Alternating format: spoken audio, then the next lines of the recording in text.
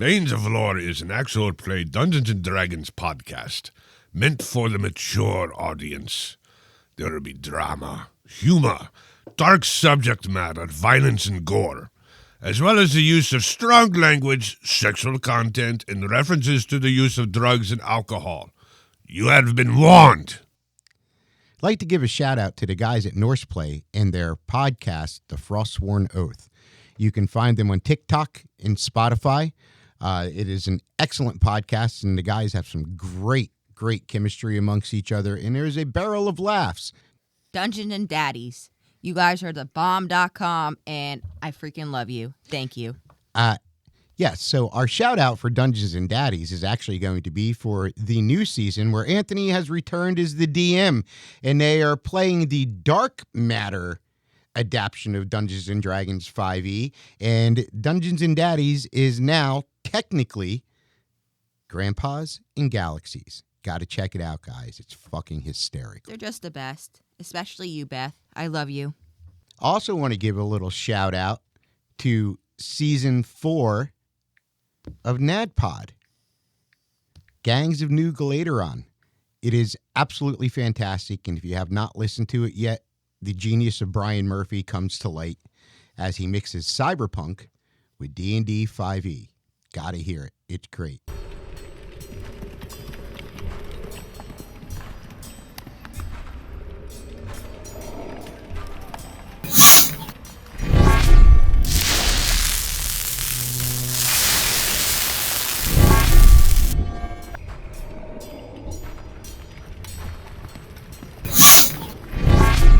Regard, where is our brain? Not sure, Sal. It's a little bit busy.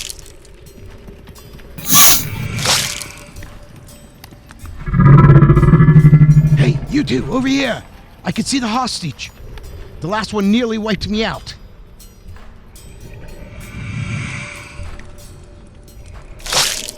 I'm nearly out as well. I beg the Raven Mother's mercy. What in Corellan's name? Those creatures were insane.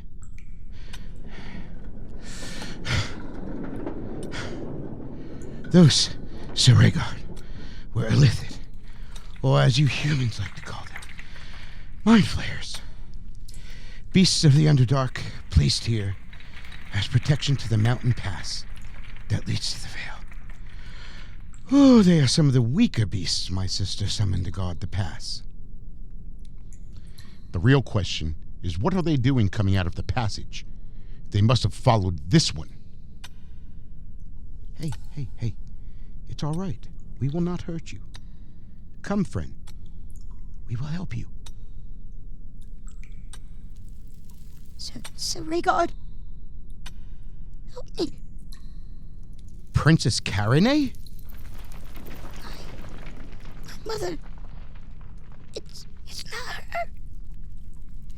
Please, it's not her. It's something else. I saw her talking to him. She saw me. She tried killing me. I ran. They're enemies of the Vale. It's not my mother. Princess, hold on, please. Karenay, hold on. Brandon! I'm trying.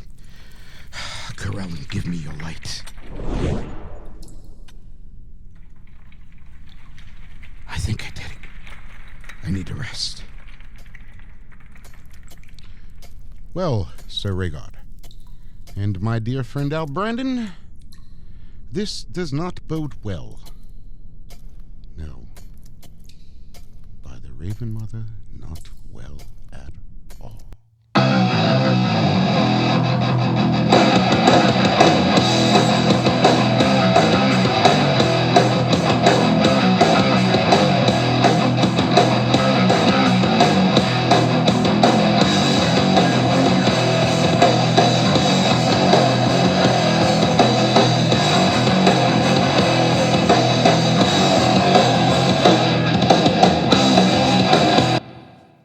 Greetings, everyone. Welcome to Veins of Lore. I'm Brian Judge. I'm your Dungeon Master, and I am joined by my much more beautiful and better half.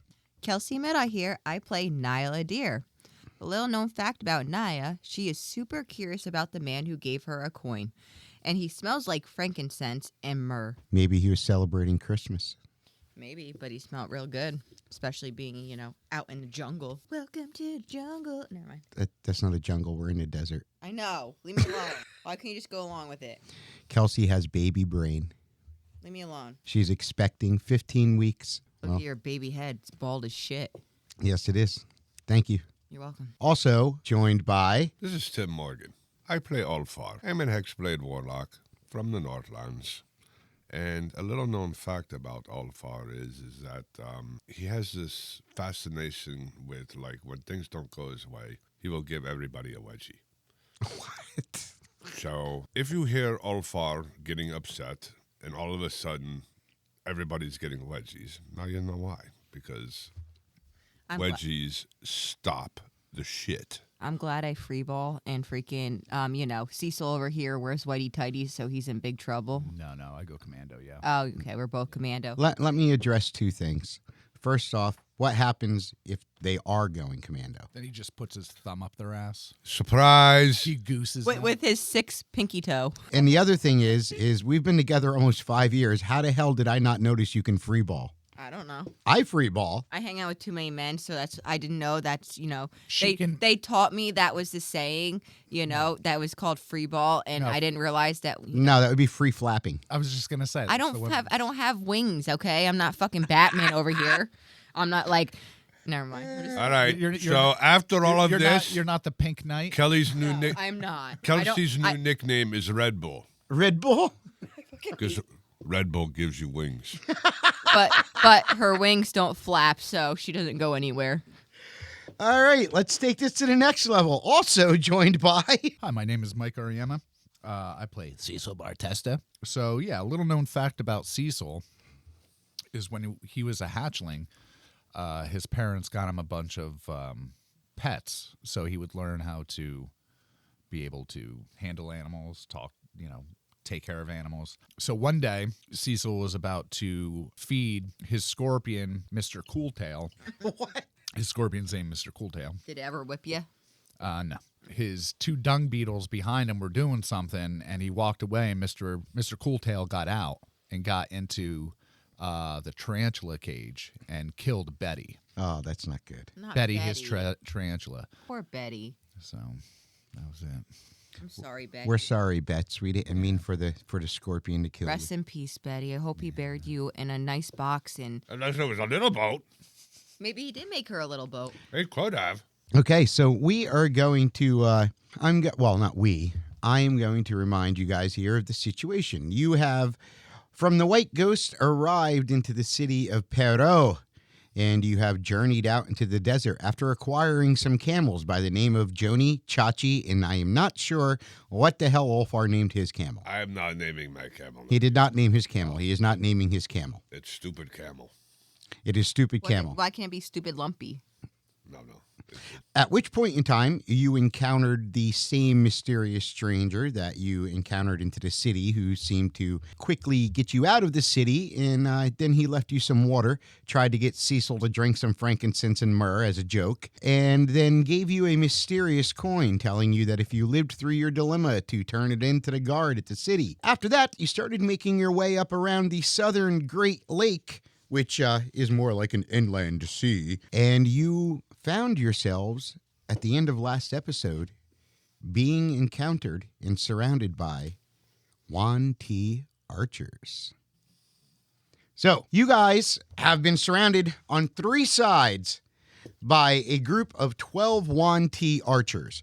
Now, the thing about these Yuan Ti is 8 of them look very much like Calidus did, where they're not full serpent creatures. They've just got some scales and a little bit of fanged teeth and some snake-like eyes. But other than that, they appear mostly human. Can we talk to them at all or no? 2 of them, they actually look like they are serpent men. They look like they are snakes walking like humans, arms and legs. But 2 of them look like a different type of Yuan Ti, which they are large snake-like creatures with an upper torso with arms, but the rest of them is just a long snake body. You find yourselves surrounded by these creatures. What do you do? Well, hi, gang. How are you? Hi, I'm Naya. I'm Cecil. Nice to meet you. You see they kind of... I didn't see a no trespassing sign, so I think we're free to travel through this region. They look around to each other. You see they all turn and look towards the two larger... Do we have anything from Calidus? I do not know if you do. Didn't we take his bow? Was it like... Well, that wasn't his bow. That was a bow granted to you from Wisteer for the hunt. Okay. Well, I was just thinking maybe if we showed them something they would know. I don't know. Well, it'd be different if you guys had a House Anguis emblem or something. You see the other Yuan Ti, the human-like Yuan Ti, turn to look towards the two bigger Yuan Ti with the snake bodies, and they kind of speak to each other back and forth. The two larger snake-like bodies. Does anybody here speak Infernal? I'm gonna show them the scroll that was for Calidus that I had, and see if that means anything, or are they what do you do? Do you hold the scroll out? Yeah, I guess. Or I don't want to throw it at them and offend them more. You see the two larger, better reference, I'm going to call them abomination Yuan Tis, which is a very loose term for the type of Yuan Ti they are. But the two abomination Yuan Tis look at each other, and then one of them said something in a hissing language to one of the Yuan Tis that looks like Calidus did. And you see it's a female, and she takes her bow and she unnotches the arrow, but she just kind of, holds it in her hand with the bow as well. And she walks forward, not slowly, but cautiously towards the group of you. Then when she gets up to the front where the first person on the camel is, which I'm assuming is probably Ulfar. Yes, I give it the nod and the wink. She motions towards you, who's holding the scroll, and puts her hand out. And I hand it to her. All right, and she takes it, and you see she doesn't even look at it. She just walks directly up To the other one. and hands it to one of the Abomination. abominations. Now, this is the one about Amir Anguis. Yeah. And you see the abomination reads it. And then the two of them start going back and forth. And then they start talking to the other two Yuan Ti that have the human-like legs as well. And they all seem to be getting a little loud and a little aggravated. And then you see they turn and they look to you and they all draw their bows and aim them at you. And you see one of the... I'm just going through my bag, gang. Sorry. Sorry, we need to see if we have any more, material. Cecil, Naya, what the hell was in this scroll that are making all these guys so pissed off? How was it? And you see one of the guys, one of the Yuan Ti that has the arms and the legs, you see he draws two scimitars and he steps forward and you see he looks at Ulfar and he says, starts speaking, and it's kind of a hiss at the moment. Then you see he stops and he looks over at one of the human-like Yuan Ti. He casts some sort of a spell, and then you see this weird shimmering go around the throat of the Yuan Ti. And he says, "If you surrender, your death will be quick. If not, we will slay you where you stand, raise you, and torture you." I instantly go in rage mode. You have... I try to be nice. I try to tell you guys something. And if we're not going to kill you, I promise the sorrow will come. You show us the words of a traitor, the one who led our people and then abandoned us and insulted our goddess. They didn't abandon you. You can think whatever you want, but let's go, big boy. I'm ready.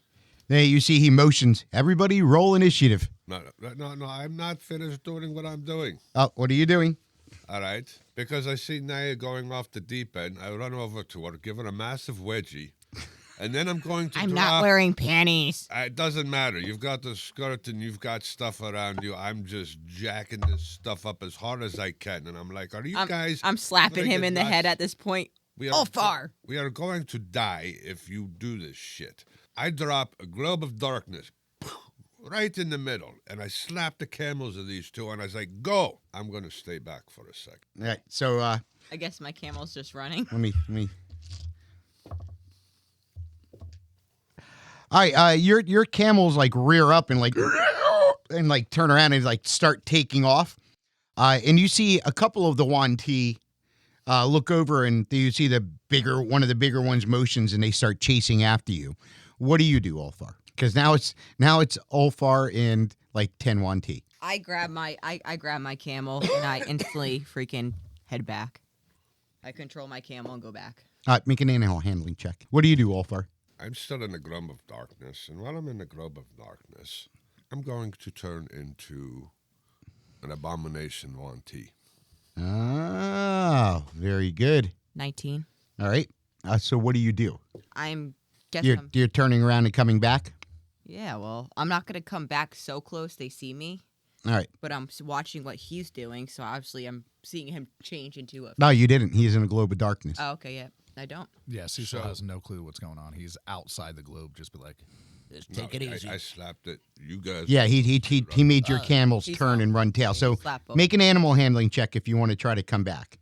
There is going to be a point in time where you guys are going to have to roll initiative. But make an animal handling check. 18. All right. You managed to get your camel under control. Whoa, Chachi, take it easy. Let's go back. Well, by the time Joni and Chachi get under control and turn around and come back, you see Ulfar is gone. And instead, there is another... Wait. I named my camel Joni. Yeah, remember last episode, Joni loves Chachi. I think we just named it just... I don't remember this. Pregger brain. Which, did you become one of the snake ones or one of the bipedal ones? Abomination. No, one of the big dudes. One of the abominations, all right. So, just so you know. Did you drop the globe? Yeah, but I'm coming out, and I rolled a natural 20. Okay. Now, I obviously don't understand infernal whatever. Right. But I am being very persuasive and making it seem like they are the bad guys to all of the group around them, and I'm telling them to go kill the bad guys. All right. So you're talking about the pure blood Yuan Tis, which are the human-like ones. Yes. You're trying to have them attack the other ones? Yes. I'm going to have to roll for this. I know you got a natural 20, but the Which, way the caste system of the Yuan Ti goes, they are far more afraid of their own masters than they are one. but I am one of their masters now. 18.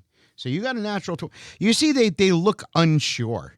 They look unsure. They're like looking between you and them. You see they do have their bows like turned towards them, and they look a little unsure. At this point in time, I'm going to say you guys all need to roll initiative before we go any further, because things are getting a little tense. Naya, what'd you get? 22. 22? Yep. Cecil. 21. Ulfar. 10. Okay. That's the order of I'm initiative. gonna I'll let Ulfar go before me, and I'll go last. All right. Well, That's okay. if you're gonna okay, so basically, Ulfar is like He's already doing stuff. That's what I'm saying. he's at the lower part of the initiative. So, okay, this is what I'm going to do. Before we actually enter combat itself, I will give you 30 seconds to give me a reason not to rain all chaos down. Unless that is what you want. If that is what you want, I am fine with that. No, I want to get out. They choice between death and death. I want to get out of here. Okay. So when we're still on our camels, All right. I have Ulfar's camel. I'm holding it by me. All right. So, Naya, if he's not going to try to negotiate any further, Okay. then you go. Okay. What are you doing? Well, I guess I'm gonna hold my Hold your action. action because I want him to get out of it so we can go. You don't know Ulfar's there. It looks like Ulfar's gone. You guys turn around and come back, and you see there is another Yuan Ti, and Ulfar Okay, is so nowhere to be found. I'm just holding my action at this point You see Ulfar is gone, and there is another Yuan Ti. because now I'm like, I'm about to rage, and I'm, obviously scared because I don't know where Ulfar is. So I'm just holding my action and trying to see where Ulfar is. Right. You see there is a globe of darkness behind him, behind this Yuan Ti, But I can't see. but you don't know if Ulfar's in there or not. Yeah, so I'm next to Cecil and Ulfar's camel and All right. looking for him. Cecil, it is your attack. It is your action. All right, so Cecil is going to call out for Ulfar because he can't find him. All right. He goes, "Hey, Ulfar, where'd you go? We're not leaving without you there, fella." Keep running. Cecil is like looking around. He looks up in the air for some reason down at Chachi's feet. And he's like, Well, I didn't know you could throw your voice. I take my little tail and I go, run that way. We have one of those guys as a friend. I don't understand. At that moment, can he make an insight just to see where it's coming from before you do that? yeah, you can make an insight. It's going to be an 18. Does he get the gist?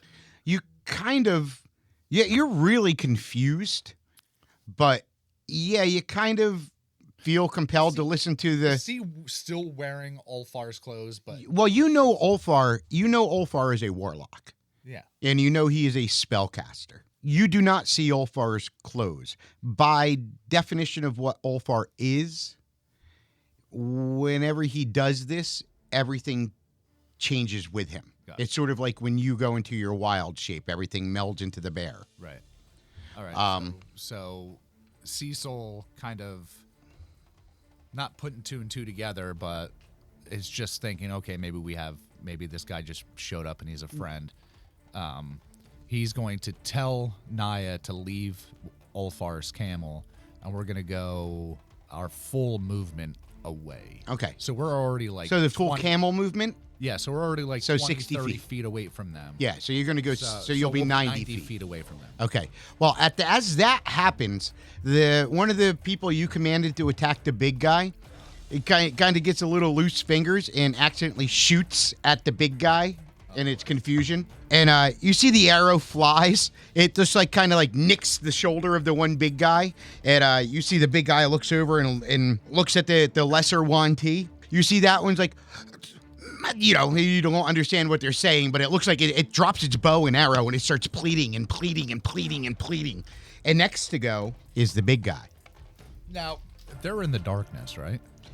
They're kind of like It's kind of like in the center of all them. center of all. All right, so this is going where Ulfar can actually see it, but Yes. there's still some of them. So you see the big abomination turns around and looks at the one who just nicked it with the arrow.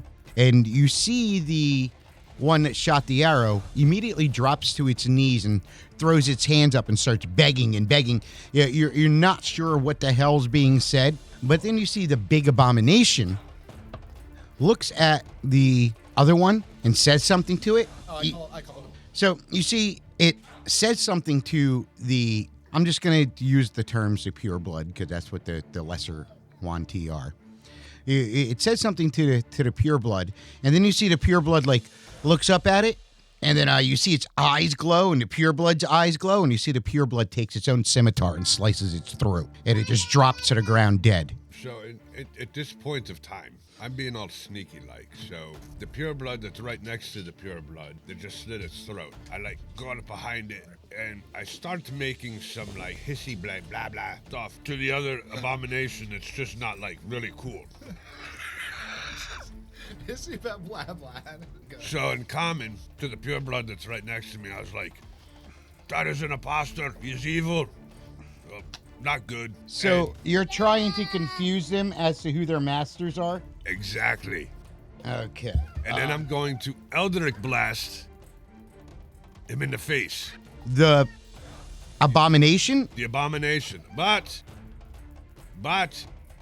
here it gets tricky because I'm going to let you know what I'm going to do. So I'm sitting there talking to the group of purebloods that are all around me that just saw this stuff happen, and you're like, that's like this, So I'm going to Eldritch Blast him in the face Okay. because I'm on their side. You see what I'm saying? Yes. 19 hit. A 19 does hit. And what about a 14? A 14 does hit. Okay, so I am going to do What are you, double Eldritch blasting it? yes. So I'm going to say these are definitely your actions. Yes, but let me finish what I'm going to do. So 6 plus 5 is 11 on one blast All right. because I want to piss the other one off. Now, they don't get saving throws against your Eldritch Blast, right? No, it's straight boom in the face. And the other one's 10 On the same guy. on the same guy, on the one guy that just killed the other guy. Well, he made him get it with the all glowing thing. Now, what I'm going to do, because I got this globe of darkness in the middle of everything, I'm going to Misty Step onto the other side of the globe of darkness and be with the other group. Meaning our group, your party? No, like you know how like it was. Oh, like, so you're going to join the other two abominations? So like the one abomination was over here, and well, there's purebloods all over the place. Right. So the abominations are like here. This one just had this one killed. There's a group of purebloods over here. Now I'm going to Misty Step over to the other side and hang with the other purebloods. Now my action is done. So for the listeners, Timmy was just moving his hands around to explain to our dungeon master where everything was, and it just looked like jazz hands to me. I got it. Continue. Jazz hands. I got it. So in my mind, he's over. I know exactly what's going on, but explain. I am overseeing. Yeah, in my Chaos.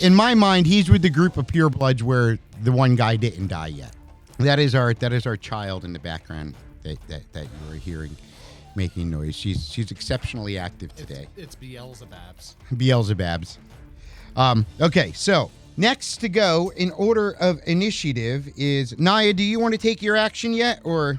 Well, she's with Cecil. They just booked it. I'll hold it. Okay, next to go in order of initiative is one of the purebloods, and well, the pureblood is unsure what the hell is going on, but so you have to remember the process that it takes to evolve into an abomination is long. So you have to be sponsored, you have to earn the favor of your goddesses and gods and all sorts of stuff. So they're pretty familiar with their own people. And this one just rolled a natural 19 for its insight check to see if it should listen to the one that just moved or the other ones, and seeing what happened to its buddy that was standing right next to it, it decided that it was going to it's going to be smart, and it's going to pop a shot with its arrow at the barbarian who has turned her camel around and started heading back towards the group. And Naya, you see an arrow come flying towards you. Actually, you like managed to dodge to, like, it comes flying towards you, but you had enough time to see it, and you like dodge to the side, and it goes over your shoulder, and it shoots another one. And this one, I think this one actually hit. A 19, Naya? A 19 hits you. Yes, so you see this one like strikes you in the shoulder for 4 points of damage. Did you say you were raging or not? Yeah. Yeah, I seem to remember you saying you were raging. All right. No. She started the rage, and I was like, no. And I slapped the camel and told him to go the other way. I didn't think that she turned back around. They're supposed to be running. Yeah, no, that's what she did on her action, was turned back around. Remember she made the animal handling check? And he did too. Yeah. And that's how. You gave us 30 seconds. Yeah, you guys had 30 When I seconds. looked at our actions, I remember taking her away. Oh, you guys ran away? All right, well, it still shot at you guys. You guys are within 600 feet, the length of a longbow. So it got you in the shoulder as you were going. All right, so that drops you down to 76 then. Okay. All right, next to go is... All right, next to go is the actual abomination who you hit with the Eldritch Blast before, Tim. He certainly isn't buying any of this. And you see, with ungodly speed and strength, he just leaps using his tail from where he is towards you. And in midair, you see he reaches up and grabs these huge falchions off his back and just comes down at you with a whirlwind strike with both of the falchions, hissing something in a language you don't understand. The first one is an 18 to hit. That hits. And the second one is... Whoa. No, all right, never mind. Yeah, so if you took on their form... Actually, I should have told you this before. If you took on their form, since what shape change actually does, you actually have an armor class of 12 at the moment. Yeah, you take any armor class and hit points, right, too? No, he keeps his own hit points. It's just, unless he's got like items that enhance his armor, like a ring or a cloak or something. Other than that, your armor class becomes what the armor class of the creature you took on was. So do you have any magical enhancements to armor? All right, so both hits strike you. All right, so Ulfar, you take 6 points of damage plus 6, so 12 points of damage, Ulfar. Now, you have your Armor of Agatha up? No, you don't? Okay. All right, so you are at 46, Ulfar. All right. And you see when he looks at you, he studies you, and he opens up his mouth. This is the end of his attack, so he doesn't actually do it. But you see there's this venom starting to drip from his fangs. Next to go. One of the pure bloods by you, Tim. All right, let me see this guy. All right, this one's really confused. So it has no idea which one to go after. But usually the masters don't fight. So the Yuan Ti is like, I'm going to say on a roll of 1 to 3, it's going to go after the other guy. On a roll of 4 to 6, it's going to go after you. All right, it's so confused, it actually attacks the other guy. And you see it draws a scimitar and it jumps up at it. And first one hits, and the second one hits.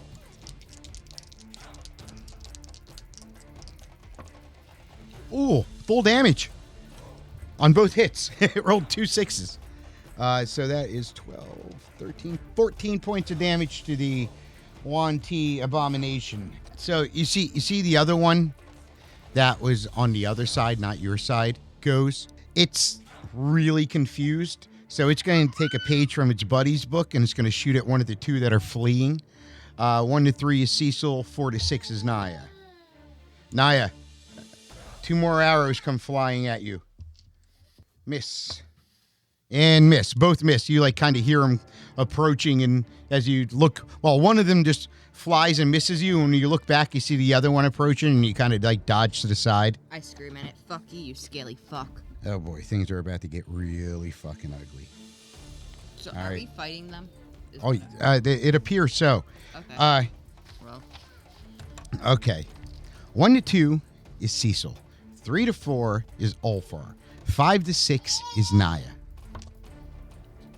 All right, Ulfar, you hear crackling energy in the air, and you can smell the ion building up as you see the Yuan Ti abomination rises up on the back of its tail, and it holds its hands up, and it forms a ball of electricity, and it just launches a lightning bolt right at you. Make a dexterity saving throw. Being that you are a Yuan Ti at the moment, you have magic resistance, so you get to have advantage on your saving throw. 5. 5? That was with advantage? Oh. 4. I'm sorry. So guys, what happened to running? It did, but Brian is targeting us all or me, so it's not happening. So What? What? Keep running. I'm pretty much dead. So keep running. No, we got you. How you got us? We were trying to. Well, what am I supposed to do? They all didn't buy it, and they're chaotic, evil creatures. Well, now I'm not running. I'm about to turn around. I'm coming back. So. Then we're all dead. All right, you get 15 points of electricity damage, Ulfar. So does the other Yuan Ti because he's on top of me. Yes. So he just shocked the shit out of his friends, which is going to really confuse the shit out of people too. Well, it's a 5-foot wide bolt, and he jumped up and he struck at you with his falchions, and then the other guy kind of rose up and launched over. So you guys, it's sort of like if Cecil launches a lightning bolt into a crowd with you guys going, he's going to aim at a way he doesn't hit you. But he doesn't really care about the purebloods, but he's not going to hit another master. If it was a pureblood, he would just launch right the fuck through it. He wouldn't care. So next to go. All right, one of the Malison Yuan Tis, which are the ones that have the legs and the arms. Half and halves. Yeah, the half and halves. He's kind of looking around at the situation. Let me see something. You guys aren't involved. You two aren't involved in this. Ulfar and the other Yuan Ti, you guys all need to make a wisdom save. I'll roll for group. So if this is the abomination, 8. that one makes it. No, no, no, no, no. 1. No, no, no, and no. Okay, so the one abomination that has not acted yet, and one of the purebloods are the only ones that make their saving throw. All the other Yuan Ti fail, including Ulfar. And the malice in Yuan Ti shouts something infernal. But oddly enough, Ulfar, you kind of get the gist of it. And basically, he shouts for everyone to cease. And you just feel compelled to stop doing what you're doing, as well as all the others except for him, one of the purebloods, and the abomination that has it. All right, so everybody just feels compelled to stop doing what they're doing, including the guy that you're fighting. And he turns towards the abomination that has not acted yet, and he seems to be speaking back and forth to him for a moment. And you see the bigger abomination, whose now turn it is to go. You see his eyes glow for a moment, and you feel a humming in the air. And then he says, "Surrender or die." Can I make a bonus action of any sort? You can. We're about to get to the end of the round, but yeah, you can make a bonus action. I'm going to cast Sanctuary on. Is it within range? Okay. So I'm about to fucking rage, so. So he's protected by any spells or melee attacks. Right. That would harm him. Okay. The only thing he's not. But he says surrender or die in common, out loud. And he's looking at you because these guys are fleeing, you know? So what do you do, Ulfar? Nope. All right, well, he is one of the people who didn't fall under the compulsion of this spell. And he sees he sees you. You're not acting. So he's going to try to convince you to surrender. And he is going to, 1 to 2 is Naya, 3 to 4 is Cecil.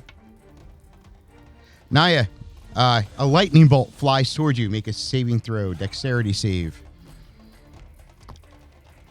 That didn't count. That counts. Natural fucking 1. All right. Hit me with your best shot. All right. 15 points of damage, Naya. Make an animal handling check. 20. You manage to not fall off your horse and sustain any further damage. Cecil. It's a camel. Oh, the camel, yes. Cecil, you see the lightning bolt, just like a flash of lightning, and it strikes Naya, hitting her right in the back. At this point, I just go full rage, so you know. And next to go, which is the last one to go, is one of the purebloods, and it's the one on the side of the guy who was made to kill himself. And he's going to... He follows suit of the master and is going to shoot an arrow. He's going to shoot one at Cecil and one at Naya. Naya, you are missed. Cecil, you are missed. All right, so we are at the top of the round. The top of the round is Naya. Now, mind you, you are 90 feet away with your camel.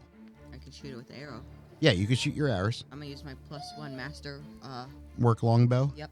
What are you shooting at? Didn't you say, did any of them leave? Or they're all there still? One of them committed suicide. Well, was made to commit suicide. I'm gonna shoot one of the big ones. All right. I got 16, but I'm gonna make it. So there's the one that shot you with the lightning bolt, and then there's the one that's attacking Ulfar. The one that's shot me with a lightning bolt. All right. I'm gonna use one of my thunder points. I got 16. Okay. So you're shooting at the one that shot you with a lightning bolt. All right. And I'm raging, so 20 points of damage. Poison. It does not seem like the poison affects them. All right, and you shot at the one that attacked you, right? Yep. Don't I go again? Yes, you do. Nope, I don't. 2. What was your total to hit? 2 plus 8. So You hit. No, actually you it's didn't. a 9. You didn't. Yeah, No, it's remember 10. they have 10. Yeah, you didn't. they have low armor class. So it's what, 12, I think. Yeah, you did not hit. Cecil. So, as Cecil's riding away, he's going to say, Eat this, motherfuckers. and he's going to moon him as he casts Moonbeam. So, who out of the abominations are any of them hurt? Oh, the one that he. Both of them are now hurt. Well, I'm not going to ask you who's more hurt. I think but I think him. I think the one. the one that did the Eldritch Blast, I would say, is more hurt. Yeah. Right? Yeah, likely. I'm You gonna can kind of drop- assess. I'm going to drop a Moonbeam. I look at Cecil. I'm like, that was genius. Constitution saving throw, or it takes out. All right. I look at Cecil. I'm like, that was genius. I thought so. It's got magic resistance, so it gets advantage. Which did not help because the highest roll was a 7. So it's only going to take half anyway. 'Cause it's got so it's only going to take half anyway, Okay. right? Is that magic resistance? Is only going to take. No. Magic resistance gives it advantage on its saving throws. Oh, and I cast that as a 3rd level, so it's 3d10. Okay. All right. And a 3d10, that's all you got was 7? Yeah, but I can move it. I can move it as another action, and Right. I'm gonna just move it like a couple inches so it gets hit again. So take another. Oh my god, the fucking dice don't like these things. That one was a 12 total for its saving throw with advantage. Oh, that's gooder. Gooder. Yeah, 19 points of radiant damage. That is much better. And Ulfar, you see this thing looks weak. You see some of the purebloods that are by you are starting to they look so confused at the moment. So it's my turn. It is actually there's a few of them. You rolled a 10. There's a couple of them to go before you. One that goes is one of the ones that was on the side that Remember, you can't the attack. side that you're not on. I'm in sanctuary. No. I know. I'm not going after you. He's going after He's going to go after 1 and 2's Naya, 3, 4 Cecil. Cecil, you see an arrow. You see 2 arrows come flying towards you. One hits and one misses. One got you with a 19, Nope, I got plus 2 is a I 21. was gonna say I have a Yeah, 20 armor class. and the other one only got you for 17. So that one hits. Well, good thing Cecil put his butt down, or it goes straight in his anus. That wouldn't have been good. All right, Cecil, that's 9 points of damage. Well, that tickles. Did it really? It's more like One of the Malicins, which is the other human-like one. No, don't the bipedal one. Half. Yeah, the half. Ulfar. So the guy does not know that you cannot. The guy does not know that this Malicin does not know that you cannot be harmed because of the sanctuary. So he runs up. Oh, it's got to do a wisdom saving throw. yeah. Oh, it's got to do a wisdom saving throw. Yeah. All right, That wisdom save. because he won't attack if he knows. All right, so it's an 18. You got an 18. Pass it, so he wouldn't All right, attack. he kind of realizes there's something going on. So instead, what he's going to do is he is going to stand next to the other abomination, not the one that you're in combat with, but the other one, and he is going to take a protective stance around him. All right, that's going to be his attack. All right, Ulfar, it is your attack. All right, I am using my powers of persuasion in my form. Oh yeah. Oh no, Cecil has a hairball. And my hair, I'm gonna do the power of persuasion. My hairball. So I rolled a 15. It's not so persuasive, but I'm sitting there waving my wait. arms. Did you add your? Never mind. You can Yes, also you can also tap your amulet for guidance. So it's Yeah. another Oh. There's another D8 and D6. D4. D4. Roll another D4. To break that down. Oh, 3. So 18. Okay. 18. I'm going to be very, very, very, very, with deception Super very. and persuasion. I'm going to be very persuasive in, making these guys think that I am still a good guy. To them, All right. I'm really evil, and point at the other two and say, blah, blah, you are bad. Blah, blah, you are bad. All right. Blah, blah, I'll do the thing. Also, as a bonus action, I am going to cast Mage Hand, and I'm going to send the Mage Hand towards Cecil. It's going to grab Cecil's butt, pull the arrow out of his butt. No, And finger his anus. I've got a plan. Okay, so what was your total number on your roll? 18. 18. All right. So, what I'm going to say is this is in the group. This is going to be the group that's directly next to you. 3 of them are firmly convinced that you're, for some reason, they got mixed up in the fray, and they're firmly convinced that you're the good guy, while you're the guy on their side, and the other one is the interloper. One of them made it save. Well, not its save, but its opposing check with a natural 20. No. So it's firmly it knows, but the other 3 don't. The other 3 are like, oh, what the fuck, man? They're like on your side, so to speak. All right. So, and one of them is one of the Malicens. So you've got one of the hybrids on your side. And next to go is actually the Malicen that's on your side. And you see he studies and he looks at you, and you see his serpent eye goes wink, and he acts like he's about to strike you, and then you see he just turns around and fucking jumps right towards this other abomination. The first strike missed. The second strike crit.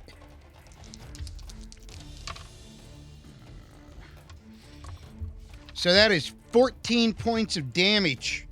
Ulfar, you see he strikes the abomination, and the abomination like stumbles back, and you see like his muscles and stuff start staggering, coming out of his stomach, and he like looks at this Malicen with like complete, utter like, what the fuck is going, like, how dare you?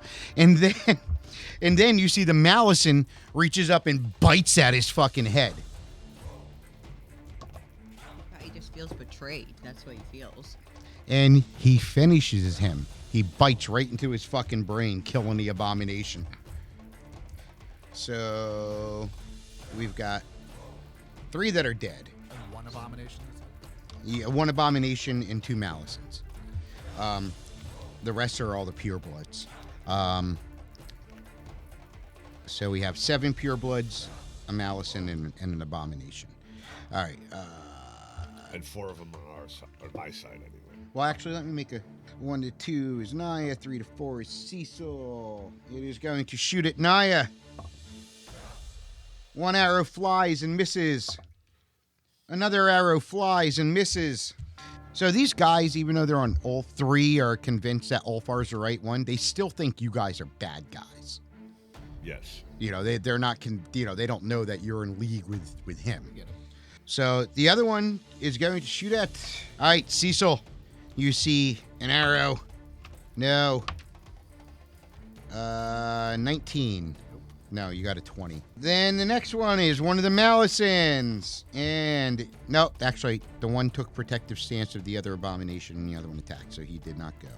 I must have put him where one of these purebloods should go. All right, so it's a pureblood. It's one of the purebloods that's on your side, Ulfar. Yeah, you have to remember all the guys on the other side of the darkness. Like, he wants to save face with his master, and he's going to attack the Malicen that just killed the other. Well, what side? The one on the other side, not on your side. This is the last one on the other side. And you see 2 arrows miss completely, which you guys should be really surprised about, because in the Vale, like all the Anguisses, all superior archers. That's why they weren't invited to be in, with Steer. Like Lord Anguis is notorious for like doing things like shooting 4 arrows at once and hitting all 4 targets. So one's going to shoot at Cecil and one's going to shoot at Naya. These are the 2 towards Cecil. Dude. I don't need to say No. 2 natural 20s. That's too much work. Somebody's got to witness this. Okay, how about this? I'll take a picture of it so everybody. Right here, these 2 natural 20. I'm sorry, Mike. I'm sorry. Both arrows fly and strike Cecil. 26 points of damage between the 2 arrows. Cecil, I need you to make an animal handling check. Can you do Pass it, but I'll tell you what it is anyway. It's a 22. Yeah. Yeah, basically. Whoa. So you Chachi, see- take it easy. You see 2 arrows bite right through Cecil's shell. Like deep into his shell, Naya. And he's not looking too better for wear. The other one was shooting at Naya. I'm sorry. Naya. 1 hits and 1 misses. And you are taking 6 points of damage. Top of the round. Can I do teleport 30 feet? You want to do your shadow step? Yep. All right, because you guys turned around and started. All right, just to be clear, because I am a little confused. You guys turned around and started heading back, right? All right, so if the camels are moving for a full round, yeah. So you can get into melee combat if you use your shadow step, your gift of the Raven Queen. You're using the bonus action from the amulet. Yep. Okay. So am I close enough to use my great axe? Yes, because you used a bonus action. What are you attacking? Pure blood. I'm going for the big boy. Oh, you're going after the master. Yeah. All right, so you're going to take an attack of opportunity from the Malison that's protected. No, then I'm not then. Then go after the Malison. No, No, well, that one was dead. That's the one that just got blown up. What? there's 2 of them. There's 2 Malisons, and so All right, I'm gonna- one of the there's the one Malison that was by you that attacked the abomination and killed it. The other Malison, I said before, took a protective stance in front of the abomination. So you can attack the Malison though, because you want them out of the way too. Natural motherfuck. All right, beautiful. Nice. 34 points of damage. You do not kill it, but this thing is not happy. That's your first attack? Yep. I don't know how this turned around like 14. 14. 14? You hit. 18 points of damage. All right, how do you finish it? I'm gonna cut its head right off. You strike it once across the chest and open this gaping wound, and as it staggers back, you come back up and you strike its head off, and you carry right through and then strike the abomination for 8 points of damage. As I stand there with, I'm gonna stand there with my foot right on the freaking head, and I just hiss at them. And you see the abomination looks a little bit more than surprised. All right, next to go. Wait, is and I say, Riven Mother, that was for you, my queen. Cecil. All right, so I'm gonna. Nice job, Mama. So, as my first action, I'm going to take a healing, if you allow me to do this, and I'll do a dex save if you want. I'm gonna grab a healing potion and a barrel of mead out of the bag of holding and put it in the mage hand. Simply because I'm intrigued, I'll allow it. Okay, so I do that, and then I'm going to hold my second action until Tim goes. Yep. Okay. Yeah, buddy. All right. So next to go All right. is one of the purebloods that doesn't know you're on its side. You guys are genius. I already know what the fuck's going on. And first one it shoots at is Naya. Naya, this thing's a little shaken, and its shots is like, oh shit. It should shoot at one of its. Certainly not living up to the Anguis name. All right, next to go is another one. It's going to go after you anyway, because that's the way the dice rolled. Miss. Fucking miss. All right, so the other Malison that was by you, Tim, it barrels through the other purebloods and takes both of its scimitars. And Naya, you now have a Malison on top of you. And it's going to attack you. I'm just going to roll for both attacks. It strikes twice with its scimitars. One misses and one hits for a meager 4 points of damage that you only take 2 of. What am I at? 56. But then you see it lunges forward and bites at you. And that hits. You need to make a Constitution saving throw. 20. 20? All right. 16 plus 4. Okay, so instead of taking 3d6 points of damage, you take... Where is it? I mean, it's 2d6, not 3d6. You take 1d6 plus 4, so you take 6 points of damage. 50. That is poison, so you do take the full damage. So I'm at 50. Yep. 50. All right. Now it is Ulfar's turn. All right. First thing I do is I bring my mage hand back. So I've got 4 of these guys, right? No, you have 3. You have 3. 2 of the pure bloods and the 1 Malison, but he's over there fighting her now. All right. So charisma wise, 4. oh, there's a 4. 19. 19. All right. 19 charisma wise. Leave the elf and the turtle alone. They're emissaries and not the true traitors. The others were the traitors. Hissy voice. Okay, all right. So here's where I got to kind of make a ruling. So Yuan Ti do not like other races, period. There's no ifs, ands, or buts about it. Yeah, but they saw the document that she gave her. Right. And they only And I'm one of agree the because masters. and Remember, yeah. I'm still a master. Right. So if you were using a spell that had charmed them, then you could cause them to go against their true nature. But they're still chaotic evil. And Well, wait. they're Hold still on. You know what? Instead, okay. If you want to go that way, all right. So I'm not. Just so you know, I'm not trying to poo-poo on you. I'm just trying to think here how because you've up to this point in time, it's been okay for you to attack them. Then all of a sudden now you're saying don't attack them. no. So instead of saying don't attack them, I'm going to say focus your rage on the evil traitors. So there's 1 malice left, right? Yeah, there's the 1 Malison left. All right. I'm telling those guys to focus on the malice. So wait, hold on. So there's the 1 abomination left. Or not malice. Okay, because they just saw that Malison defend you. Yeah, because the malice Right. is my side. I want them to go after the other Okay. abomination. All right.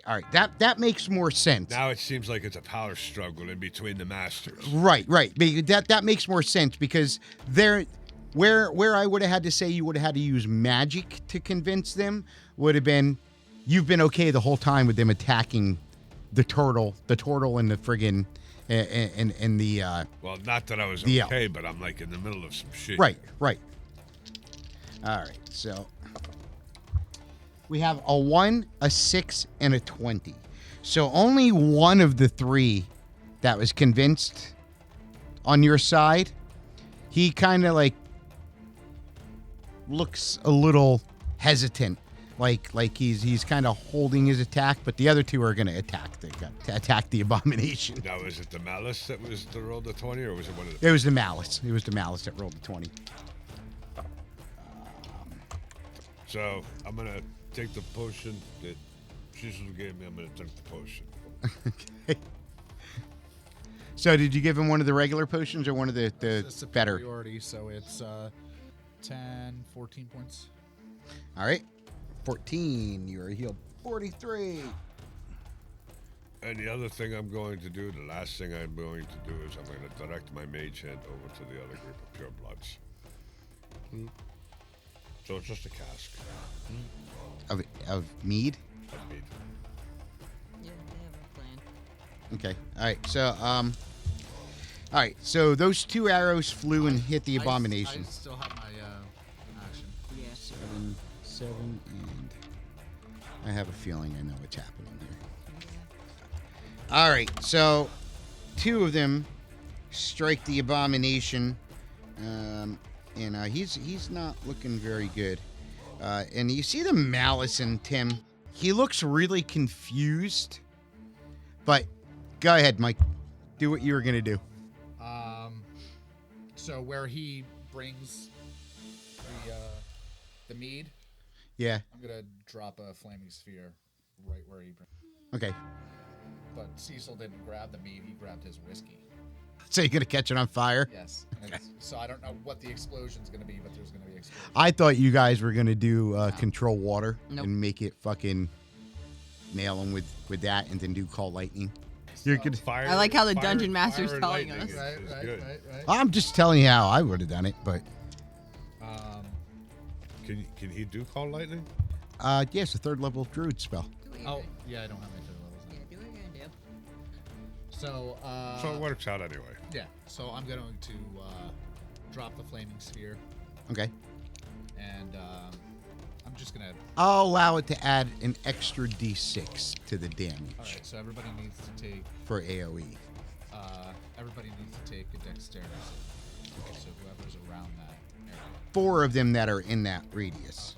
So it's in the middle of the floor. So saving throws, 1, 2. Oh, I'm sorry. There's only 3 of them because one of them committed suicide. 3 of them in that area. We have a 16, a 16, and a 2. So the one who failed takes 13 points of damage, and the 2 who didn't fail take half. Getting- And as a bonus action, I'm going to move the flaming sphere on top of the dude who took the 13 points of damage. Okay. So he's going to take another 2d6. And he does not make his save. He only rolled a 12. I almost rolled for 11 points of damage. Yeah. Nice. See, where? Your wisdom bonus, right? No. It's whatever that does. I don't forget. What did you get? 11. 11. So he took 24 altogether. Even with their magic resistance, he rolled shit. Yeah, he doesn't look very happy. All right, there are 2 unwounded purebloods, a very badly wounded abomination, a fairly wounded Malison, and then 3 pretty badly wounded purebloods. All right. Next to go is the Malison that was by you, Tim. He kind of like throws a glance over his shoulder, but he seems convinced still that he's just kind of curious as to why you did what you did. So, as not to fall out of favor of either master, he's going to go towards the elf. And you see he leaps at Unaya. That is an 18 plus 4, 22 to hit. Yep. And a 17 plus 4, 21 to hit. All right. And you see 2 scimitars come whirling at you. Ooh. 13 and 4, 17 points. So you take... But I'm raging. Yeah, you take 9. All right. And then he is going to attempt to bite you. And you see he comes at you with his fangs. Natural 20, Naya. Make a constitution save. 13. Unfortunately, you did not make it. All right, so you are going to take 46 points of poison damage. On top of the 2d4 for that. So you actually only take 19 points of damage. Naya, you are at 23 hit points, and you have the poisoned condition. You guys see that Naya just took a pretty hefty hit, and you see this Malison is on her, and he looks pretty damn vicious at her. All right, next to go is 2 of the pure bloods. All right, you see 4 arrows go flying towards the abomination, but only 1 hits. And you see the arrow flies and strikes the abomination in the eye, sinking into his brain as he rears back and falls over dead. Yeah, so that's it. We're down to 6. Top of the round. So you got this guy on you, Naya, who's got his teeth sank into you. So 16 plus 8. Looks like I rolled a natural 20. Yeah, yeah. Of course. 20. 20 points of damage. How do you finish him? Pure raging right now. Go right through his freaking whole head, down his body. Fully rip him apart with my own hands. All right, and you see his eyes go wide with surprise as you strike him, and then as you start tearing him apart, he just kind of picture one of those gory things like you see in like the Alien games where the fucking thing just explodes. I rolled a 14. The first one was a 16. I rolled a 14. Does that hit? Well, you just killed him. What are you going after? I'm going after something else because I can go again. Yeah, there's the next pureblood. So yes, they have an armor class of 11. I don't know how you guys did this. 12 damage. 12 damage? Naya, you strike the one pureblood. Now you're attacking the ones that were right next to Tim because that's kind of where you were, right? Yeah. All right, you strike that one and take it down and do 6 points of damage to the one directly next to it. So how many are left now? There are 4. 2 of them are unwounded and 2 of them are worse for wear. Cecil. All right, so the flaming sphere dissipates, Okay. and as Nai just tore that frickin' head right off, she smells... What'd you fart? No, she smells shit as she sees a fire beetle pushing a ball of dung. and he lets it go, and it hits her foot, and she gets healed for 13 points of healing. Nice. I did the healing spirit, and that's Bub, and he rolled the shit on top of her foot, and she gets healed. I pat Bub on the head and I say, thank you, buddy. And I'm at... There are 4. All right, I'm gonna throw an ice knife at the most injured. So that's the one right next to Ulfar. Yeah. Well, it's not enough to hit Ulfar. All right. Well, that's it. And it's not enough to hit Naya, but it explodes It does explode. for... 8 points of damage. You kill the Yuan Ti you were shooting at. And Did it save a dexterity saving throw? It wouldn't have mattered. Okay. It had like 4 hit points, dude. The other one does not make its saving throw and takes 8 points of damage. All right, Ulfar, make a... Well, no, you're not there in the same... Yeah, never mind. All right, Oh, no. Sanctuary, I can take AoE damage. I can't take direct damage. yeah, but I kind of pictured them in front of you. And the ice knife only does 10-foot radius, right? Yeah. When it explodes, yeah. Yeah, Ulfar. Because the guy that would have went next in initiative, Cecil just killed. All right, for my performance, and I'm still in Sanctuary. Tim's got this big smile on his face. All right, so I rolled an 18 charisma. I can cast All right. it, but I'd have to test you. On a performance, I'm going to go pick Naya up and pretend I'm mauling her. Because I'm a snake person. And I'm doing it for the last of the guys to think that, I'm still in on the attack. And it's like, yeah. And I've got Naya, like, in my mouth, and I'm like, ah. All right, so does Bub touch him with the shit? Yes. As he does that, he steps on the shit. Yes. Okay. And he gets 10 points back. Excuse me. No, 11 points back. Ulfar, you are 52. You're full. Naya got some points, too. Naya needs to make a saving throw again. She has to. Another con save. Yeah, I shit itself before it died. Why do we always talk about shit on this podcast? Listen, I don't start it. Okay, what do I Would you do? rather make us make talk another about- con Would save. you rather us talk about their genitalia? Yes. 22. All right, so your poison condition ends. What do their balls look like? Yeah. Do they hang low? Or are they ascended, descended? Are they We have 2 unwounded and 1 wounded. The 2 unwounded. Let me see.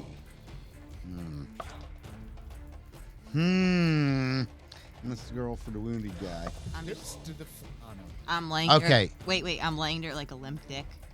In his, So- in his mouth. So you see the 2 that have not been wounded that were on the other side before? They kind of like look at each other, and you see one of them nods, and the other one turns and grabs its scimitars and starts moving towards you. But then you see the other one disappears from your sight. Then he goes after Naya. That's fine, whatever. All right, so In my mouth? Yeah, I'm in his mouth. I'm like a limp dick in his mouth. well, he sees you attacking him. As far Yeah, as he but- knows, You have to do a thing, because, like, I don't know how the rules of Sanctuary work, but since I'm in Sanctuary... no, this is it doesn't my work. mouth. Actually, technically, once you acted, you're no longer in Sanctuary. No, I have to do... But you have Right. attacked her. No, I have not. He's just I am pretending. pretending. Okay, I have think not- the rules of Sanctuary are once you act, I don't know. once you make an action. We have to look this up.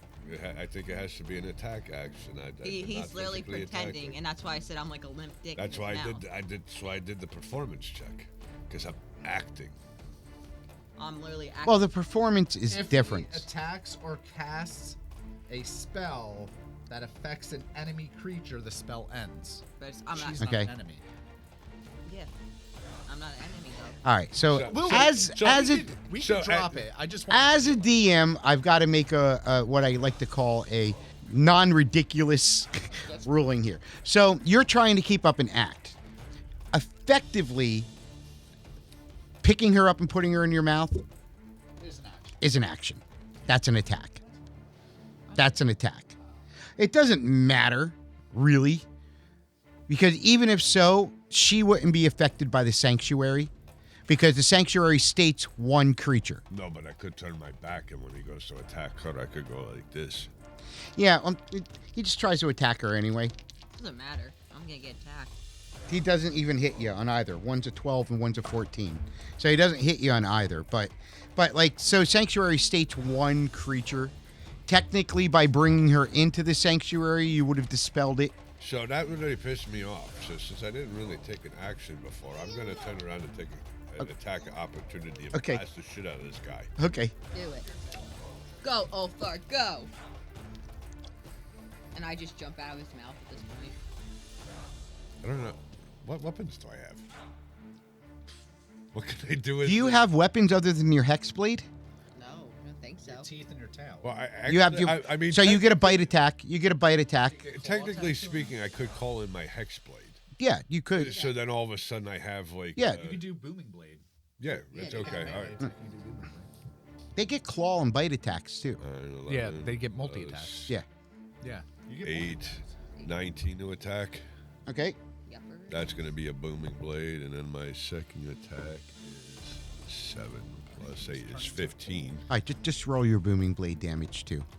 Man, that's painful, huh? Plus 5 is my first hit. How do you finish him? Backwards to the skull. Okay. And then the booming blade goes off and his brains explode everywhere. One of them did something and disappeared.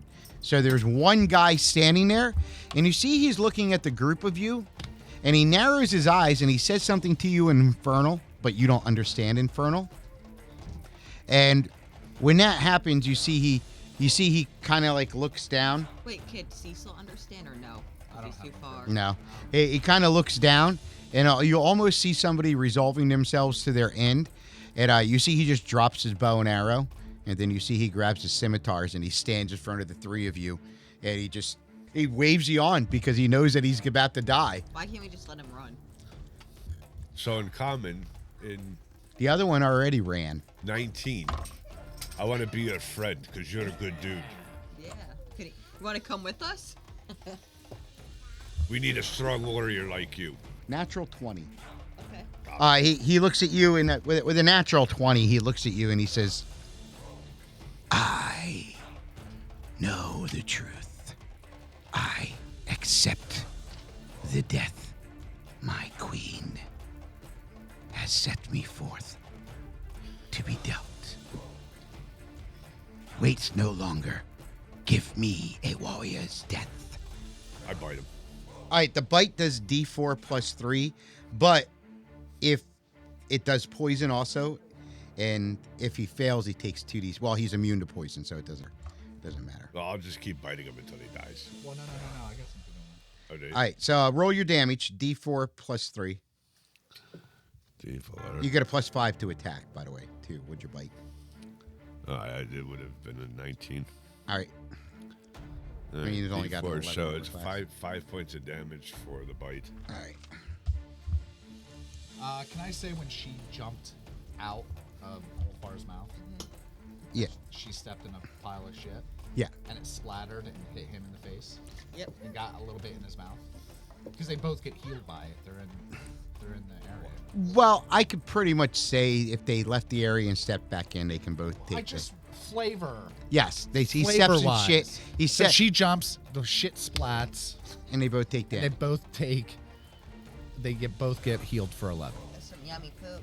No. Well, he's healed all the way already. All right, so then she just takes the 11. Yeah. So 45. so Cecil goes, well, fuck it, I'll give him a warrior's death, and he turns into a cave bear. And he looks at you like, oh. Yeah. You didn't think I could do this, huh, fucker? As you're coming towards him, he just says, it's already too late for you all. Well, I hit him on both. All right. So with my claws, I slash his stomach open. Okay. Am I gonna kill him basically? He was unwounded except for what Okay. he just did. So I'll do the slash with the claws. That would be a 14 for damage with the claws. Oh, nice. He slashes him across the stomach. As Mikey's mauling the thing, I'm going to turn into a turtle druid. So you turn into a bear, a cave bear, No, I'm gonna turn into a turtle to do it. You turn into a turtle. a turtle druid. He looks just like me.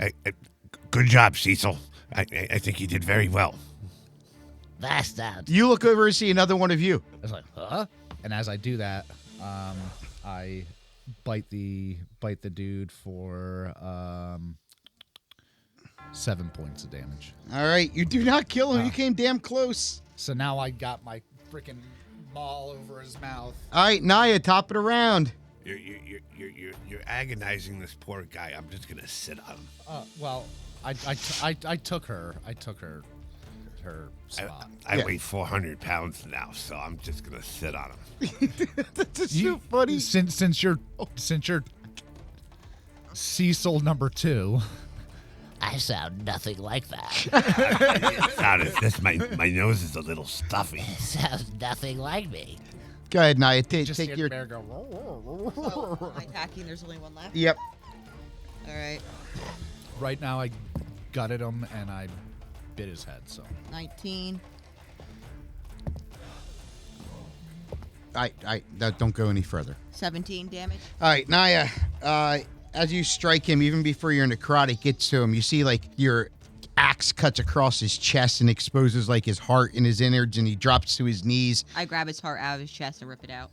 And as you do that, he looks at you. Like as soon as your hand grabs his heart before you pull it out, you see he looks at you and he says, "We were just a scouting party.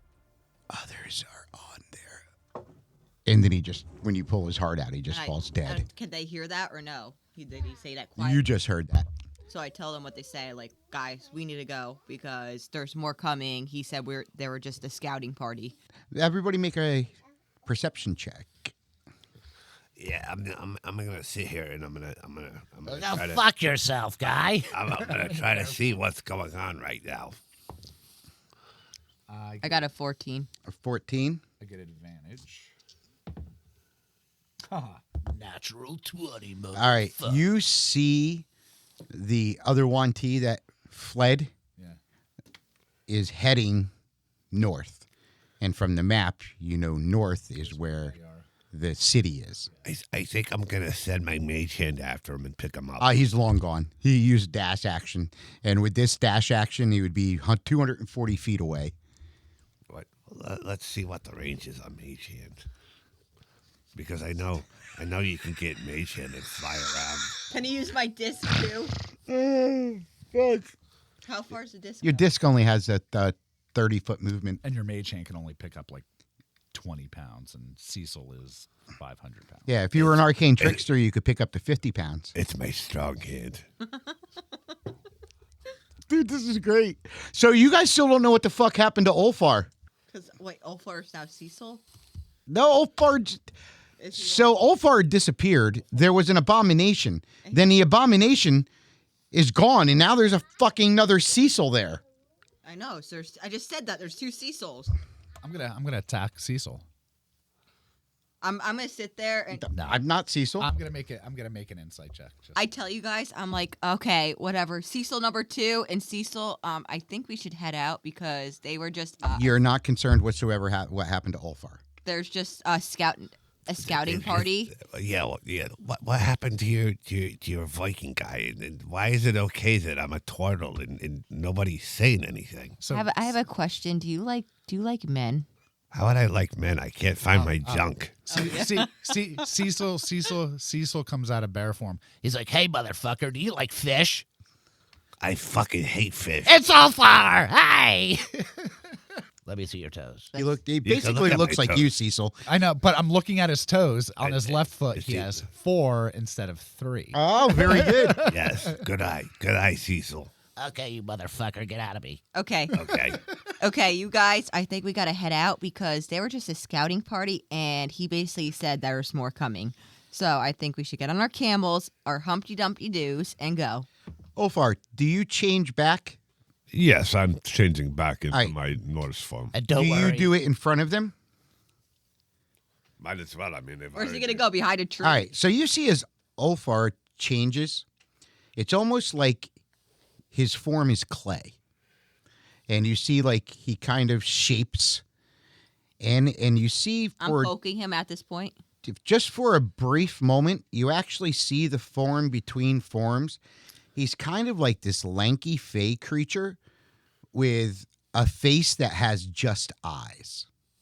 No mouth, no nose, with a long, slender neck, and kind of scraggly hair with glowing eyes. And then you see he becomes Ulfar. Wow. So Cecil looks at him. He's like, I was poking him because he looked like clay. Cecil looks at him and says, You got some splaining to do, Ulfie. Yes, it's a long story. I will get down. When we have time, I will tell you guys what's going on. You have to show us all the things you can turn into. and Can you don't- turn into me? Can you have Cecil, boobies? all that. Don't worry. That wasn't really mead. It was the whiskey I made. That was really I shit. know what he looks like. So you guys get on your camels. Get on your camels and ride. Are you heading towards the temple, or are you guys heading towards the beach, or We are heading very fast towards the temple. We need to get in and out fast because we probably will have an army of these stupid lizard people after us. okay? So But not before we check the bodies and see if there's anything cool on them. there's not very much on them. There's a bunch of arrows, some cool looking bows. The scimitars are cool. I don't know if you guys have ever seen scimitars before. Maybe you can take these fangs of the big abominations and these littler guys and like pull the poison out of them, make them more arrows. Can I do a medicine check to see if I can find the glands? So you are familiar with snakes. You know that the snakes have the glands up in the... Cecil had a snake when he was younger. Yeah, so you know where to find the poison glands on a snake. Can I roll something to see how successful I am or how many I can get? You can. Yeah, first off, roll a constitution save. Make sure you don't prick yourself. Did you beat a 12? Yeah, 18.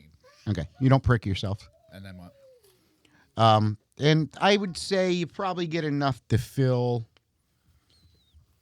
like, the flask that the guy gave you.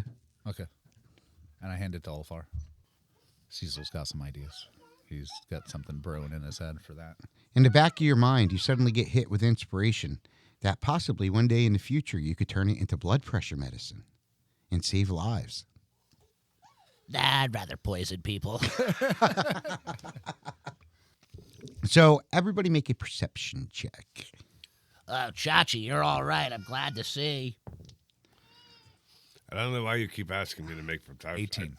I rolled a 3. You rolled I 3? I rolled 18. 18? As you guys are fleeing, as the three of you are fleeing, you look over, and if you look behind you to see if you're being followed or anything, you're not being followed at the moment that you can see.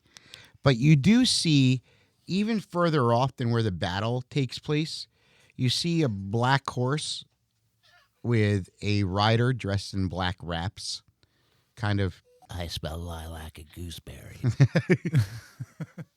Currently, right now, Naya is at 47 from 80. Cecil is at 36 from 65, and Ulfar is at 52. Are you sure? 'Cause I thought I was at 36. Now you got healed. Can I say I stepped in that shit too? Yeah. Yeah, you stepped in shit. So it was 11, so I'm at 47. Yeah, you stepped in shit. You were on your way. Okay, so you guys were riding away, and you were going in the directions of the Tiamata. You guys were going in the direction of Tiamata. Tiamat. Okay, folks. Can we just hold on a cotton picking fucking minute? What the fuck was that about, Wolfar? Now, What the... No. Do you Cecil, still look like him? How... are you in total form No, now? he went back. Or did you Wazubadu and turn back You don't into a human? remember? We watched him for- Yeah, Now, that's right. you should know. What do I look like? Do I? Hey, can you turn to me real quick? Yeah, it was a pretty bad impression that you did, too, fella. Yeah, you. I thought I it don't was pretty good. appreciate it. You didn't even have an extra toe. God. I mean, you had an And extra you toe. said we were brother cousins. We are, dude. See? You saw it. No, you look nothing like me. What? Because I had a beard and a fucking. No, you had a shell. And, wait. You look like his Uncle Joe or whatever. Yeah, that's what I was thinking. Right. Anyway, what the fuck was that about? It's a long story. Okay, make it short. I have what they call It's too long. I'm bored. Okay. All right, let's carry on, boys. Not really. Tell me. Are you sure? Do you want to know? I mean, we're brother cousins. I gotta know everything. All right. Well, TMI. I'm a changeling, but I like being a Viking, so I stay Viking most of the time. So Cecil takes out his wait. books. So Starts is your fucking mom reading shit. changeling too? Then Everybody in my clan is a changeling. The Oh. whole, So, the whole village. If you look in your book, you find out that the changelings are considered a true Fey. I do because I rolled it.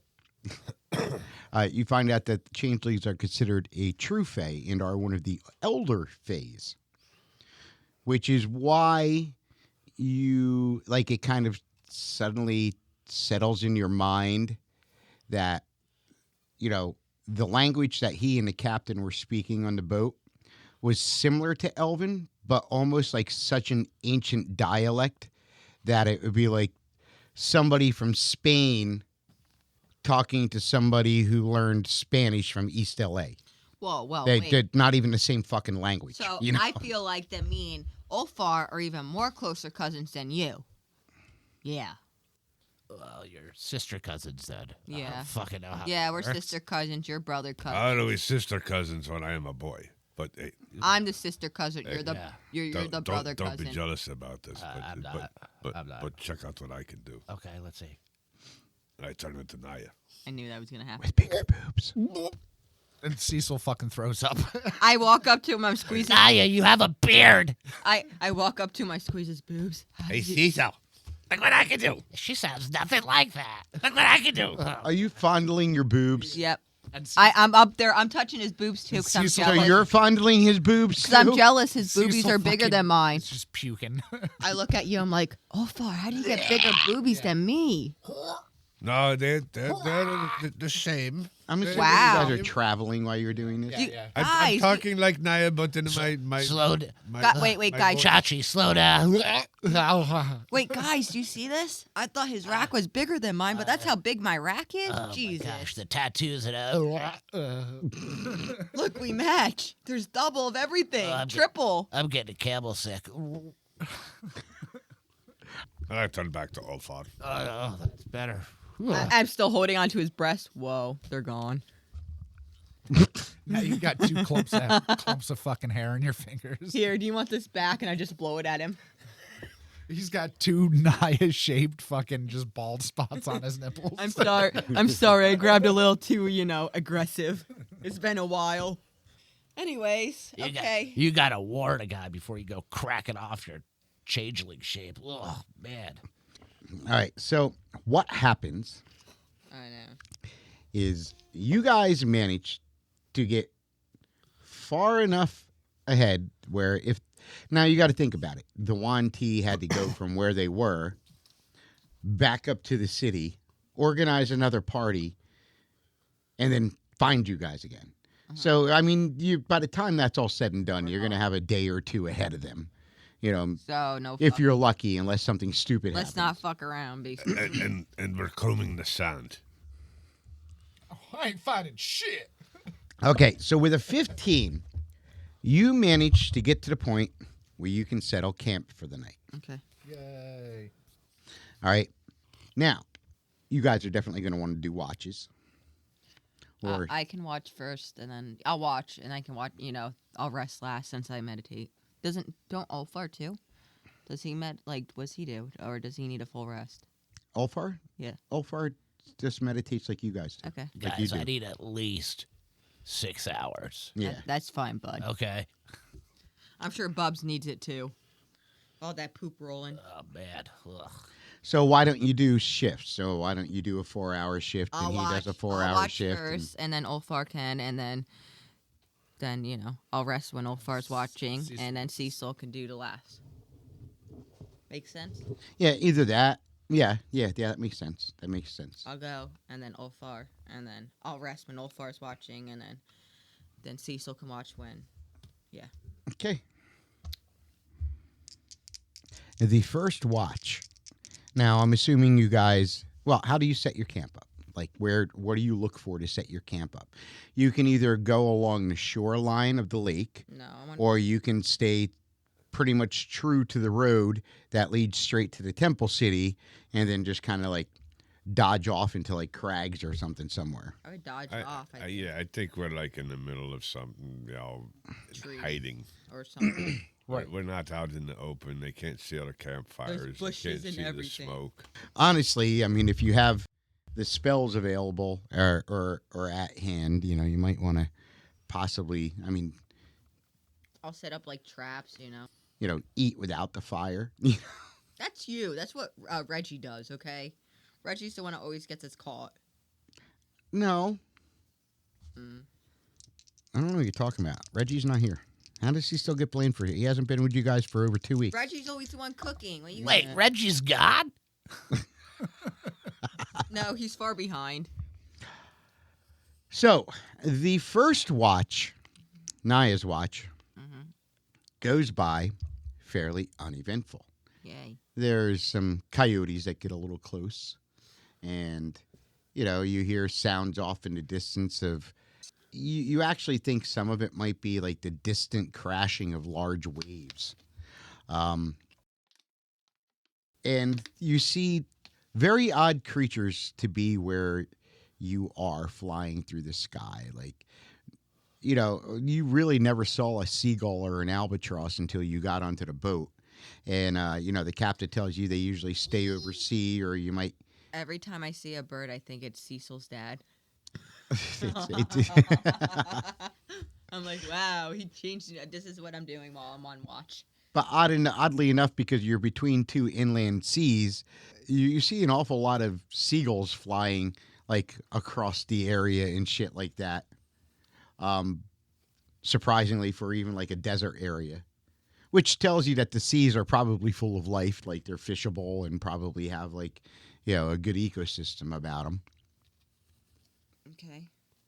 So, Whatever you said, I'm still looking at the birds. I'm like, wow, Cecil's dad can turn to that, and into that too. So yeah, that's what I'm doing on my watch. Well, I'm watching too, but I'm watching the bird. I'm bird Right. watching. So during each of your watches, I would like you to make 2 perception checks and an insight. So go ahead, Mama. You first. 20, 14 plus 6, and then what do you say? 2 perception.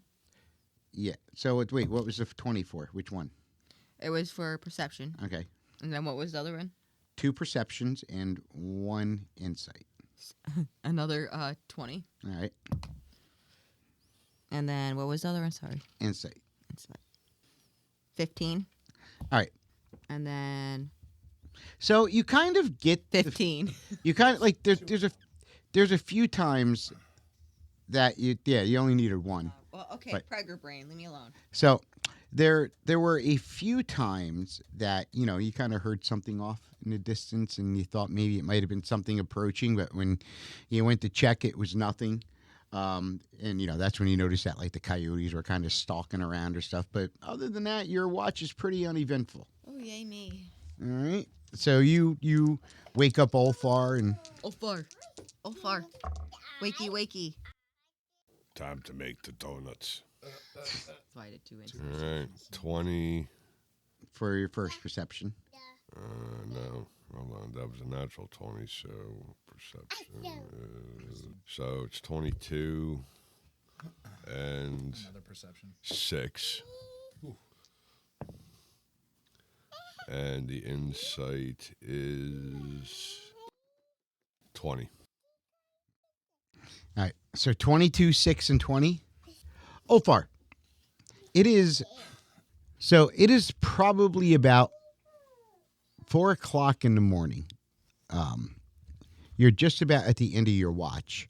And you see, so the way I'm kind of picturing it is you guys are kind of like tucked away in some like some craggy, eroded out area, off the beaten path a little bit. So this way, like you don't get noticed and you kind of got cover. But you see a shape at one point in time when you kind of like go above the camp to check the area out. You see a shape off in the distance. It is a cloaked shape, but it's not wearing the same kind of clothes as the mysterious figure from the city did. And it's standing off in the distance, almost facing your direction, but you can't tell if it's looking at you or if it's just something else. But you do see across its back a large, like, composite longbow. And at one point in time, like, at first you think they're kind of standing there, but then you actually realize they're slowly getting smaller and smaller and smaller as they're going. And they seem to be going in the direction that you guys are heading. And they don't seem to be in a rush. You just see it's one figure, and it's just walking by itself at a normal pace. But you see this as you're seeing the sun start to kind of set across the sands. Other than that, it is uneventful. And you wake up in the morning refreshed, with your spells back and your hit points back and all that happy jazz. Whoop. All right, so you guys get up. Are you heading back towards the road, or are you kind of like just following the road but off the road? Yes. All right. Follow off the road. We're making horrible time, but not super horrible time. Right. At one point in time, Cecil, make an insight check. That would be a 15. All right. At one point in time, you start thinking, you're like, all right, so we've been out here now, well, actually almost 5 days. Sorry. Almost 5 days. If you have a week and a half, you're thinking you might want to at least just send something to check in with the captain and let him know you're all right, or that you're still alive at least.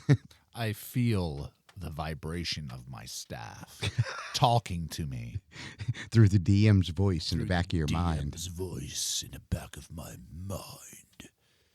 I cast Speak with Animals.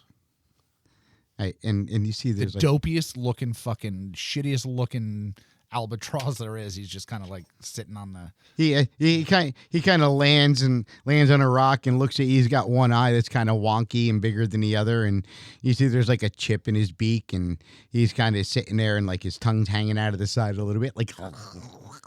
Cecil, how do you always end up doing this? Hey, Rufus. I'm going to call you Rufus. I don't know why. It's the first name that came to my head. Hey, can you send a message? And Cecil whispers in his ear. Okay. Mm-hmm. Rufus pokes himself in the eye. He rolled a 1, but one eye. make a charisma check just in case you fail. Did you roll a 1? No. Okay, you're good. You passed because he rolled a 1. All right. I got a 15. And you see Rufus seems to be excited, and he stands up straight and clicks both of his little taloned feet together and takes his wing and gives you a salute. And I don't know why, but I have him on my arm like an eagle, and I like boop his beak, and heal him for 10 points. He's suddenly shiny and new with bright glowing feathers, and it perfectly. You're like a swan. And you see he kind of nuzzles against you He's in got appreciation. muscles now. Yeah, he's all muscular, and Just watching this. Wow, Rufus, you really changed. he's got like aviator's glasses and a little tuxedo thing going on. He's got one of those Ulfar, do fucking you see neckerchiefs this that are just like What the in a hell's leather happening? jacket. Yeah, an ascot. Yeah. An ascot. And magically, freaking Iron Maiden's Aces High starts playing. I just say to you, Cecil, obviously the captain's going to know this is freaking you. No, it's Rufus. And you see Rufus stands with purpose and salutes you with his wing as he flies away with great Wonkily. purpose. Wonkily going sideways. No, I healed him. He's like, Yeah, he healed him. he's like this buff fucking. But does he still have one eye, or all of a sudden his eye? No, he's healed. He's healed. His eye was just wonky from a fight. Oh, you made him sound like getting one eye. Not anymore. That's one eye. No, he has two. He's gonna get all the babes now. Yeah. And he flies out towards the direction of the of the coast. I'm assuming. You know what? Let's just make an intelligence check for Rufus. I'll say it's a DC 13 or higher. He's gonna fail. 16. Nice. I was gonna say I cast guidance. I knew it had you. You had it in you, Rufus. You start making your way, and as you are going Indact. towards, you guys got your maps so you could see what's going on. Well, I just indacted. You just indacted the indactness. Ulfar, you see the lantern that Cecil puts on the end of his staff lights up, and you can sense the pulsing glow almost as if it's reading you. Caesar, what the hell is that on your lantern? Oh, it's my friend. I never told you about the lantern. This lantern is the reason why we're going on this crazy adventure. What is it doing? Why is it lighting up? It does like... When you say that, Ulfar, suddenly you see, as you guys are walking, I'm assuming you're talking as you're walking, you see, as you are approaching... Whoa there, Chachi, take it easy. The bridge. You see this great stone carved ancient bridge as you're walking that goes across this expanse. And if you look on the map I provided you, it's kind of the area that leads up into the temple city. So Ulfar, you say, what is that thing? Or what does it do?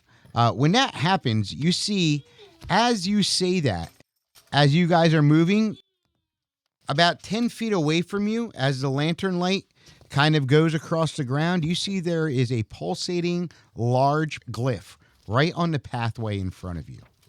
Hey, Cecil, there's a glyph on the pathway. It's a large purple glyph Large purple. right in front of us. I wonder what would happen if I picked you up and threw you on it. No. But if you back up away from it with the lantern, you don't see it. Can I, I don't know, Arcana? Sure. Not so much. 9. It's a large purple glyph. You're sure it's some sort of a magical I got a 12. glyph? All right, so I'll say between the two of you, Barbarian got a natural 20. Got an 8. Wow. I'll say between It the really matters. I know. Don't count mine. God damn. I don't exist right now. I'm just listening to you guys talk. I'll say between the two of you, you're both kind of thinking it's some sort of a. Turn her back on. Yeah, she's on. Between the two of you, you guys are guessing that it's some sort of protective glyph. You're not sure what it does. I'm trying to think what a glyph is because I rolled 8. Yeah, it's a big arcane drawing. There's runes. Cecil, Wow, do you I guys dare see you the to stick your runes toe on the roof. on the What do you want me to do? stick your Stick your toe? toe on the roof. On the roof? The roof is all the way up there. No, the rune. Oh, the road. Sorry, I had my fingers in my mouth. Yeah. No, I was rubbing my awesome Viking mustache. I'm jealous. Cecil noticed a mouse in the corner of his eye. A mouse, And and he- he got distracted. Yeah, and he's talking to the mouse, and he asked the mouse to walk over the bridge. It's okay, guy. Go ahead. You'll be fine. I know it. You see the mouse kind of walks forward and stops at the edge of the glyph and sniffs, wiggling his little cheeks and his little nose. Go ahead. There's cheese. And then you see he stops and looks back at you Go ahead. You got it. and Hold sniffles on. the ground a little bit more in front of it. I cast Mage Hand and I wipe the glyph away. Nothing happens. The glyph doesn't disappear. I take my Mage Hand and I pretend like I'm a big boot walking across the bridge. No, nothing happens. I grab the mouse with the Mage Hand and I take it across the bridge. Okay, so Jesus Christ. the glyph pulsates and suddenly explodes, and you just hear a little yip with a squeak involved in it. And then you're just holding on to a singed little tail as the glyph explodes and destroys the mouse Well, gang, looks like mouse is off the menu. Do CPR now.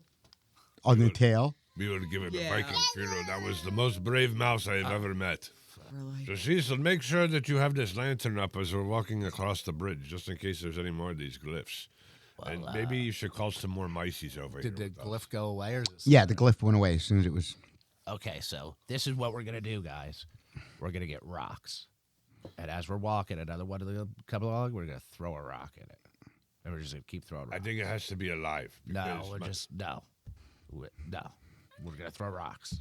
Okay, so as you guys I are. can't keep. Finding mice in the desert is like finding What about glass in the sand. You just What about can't- scorpions? Maybe scorpions will work. I don't like scorpions. Maybe we blow scorpions up. Well, last time we saw a scorpion, it rocked us like a hurricane. You know, not the big ones, the little ones. Is there even other ones that exist?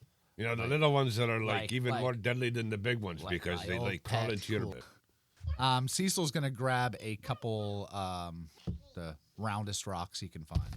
So, Caesar, what are you gonna do with these rocks? Are we gonna play like bowling for runes? I was thinking hopscotch, but okay, we could bowl for roads. Okay, so let me set this scene. All right, so as you guys are approaching, do you have the map that I gave you guys? Okay, so as you see the road turns from the reddish kind of beat up dirt to the yellowish kind of sandstone, that glyph was the transition of this taking place. Oh, so it's like follow a yellow brick road. Right, and you see it Follow actually the yellow brick road. instead of staying straight as you're going up the yellow part of the road, you realize that you're actually starting to go on inclines. And there is a point in time where you see the road going from being cut limestone, large cobbles and such, it starts becoming stairs. And to the point where it's almost about 500 stairs. And you see as it's going up, basically as you're halfway up the stairs, you're like the road is already raised about 100 feet off the ground. I'm afraid of heights. Hey, Cecil. Right. That's And you- 500 stairs. I mean, are you gonna be able to make that? And you are seeing scattered, I cast Longstrider. you know, I could kind of picture like with like some sand building up on the bones You and realize stuff. Cecil can go back to human form? Wait, yeah.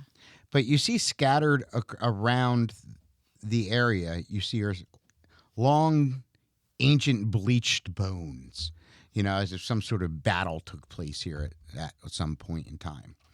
And as you're moving across, everybody make a perception check. 9. 9, 18. 18. Stag 20. All right. So, Ulfar, you're kind of like not really paying attention. Make a dexterity check. Oh, he trips off the cliff.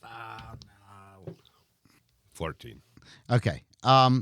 You unfortunately do not catch it in time.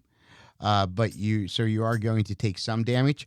But as you guys are going, you're kind of looking around at the architecture and stuff, and you know Cecil's got the lantern up, and just as the lantern reveals another glyph on the stairs, unfortunately, Ulfar steps on it at the same time. You guys notice it, and you guys are like, "Oh, Ulfar, wait!" Right in the dick. The moneymaker. It wasn't nearly his foot who touched the glyph. All right, Ulfar, you take 16 points of damage. No, 8 I'm sorry. I'm sorry. No, I'm taking 16 You made your points saving throw. You made your saving throw. 8 points of damage. and I'm flying backwards. Well, now you have to make an athletics check because, yes, this is what happens. Right in the ding dong. That sucks. and Ding dong. I suck Dead. at athletics, so Ding dong. Oh, for dead. you figure ding that dong. like a Ding-a-ling-dong. Viking that sucks at athletics, but Do you have Featherfall? no. So 8. 8. Face first, dive into the backwards into the dirt. Okay. Ulfar. Where did my hat go? He was wearing a hat. I know. It's my purple Stetson. It's on my head. I don't even realize. Okay, I will allow. I catch his hat on my head. I'm literally because I'm looking for his hat at this point.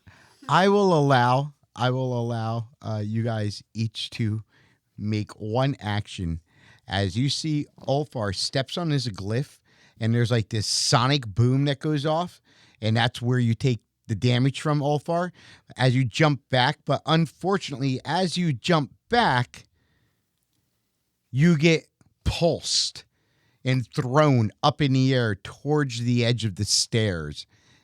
to be thrown off the side. Can I grapple him back onto the stairs?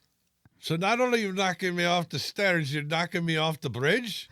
Yeah, Is there any way I can you guys each get one action I'm to help. asking. You could, if you want to try to Grapple catch and grapple him before he goes up too high, yes. Okay, what do you want me to do? So you make an athletics check.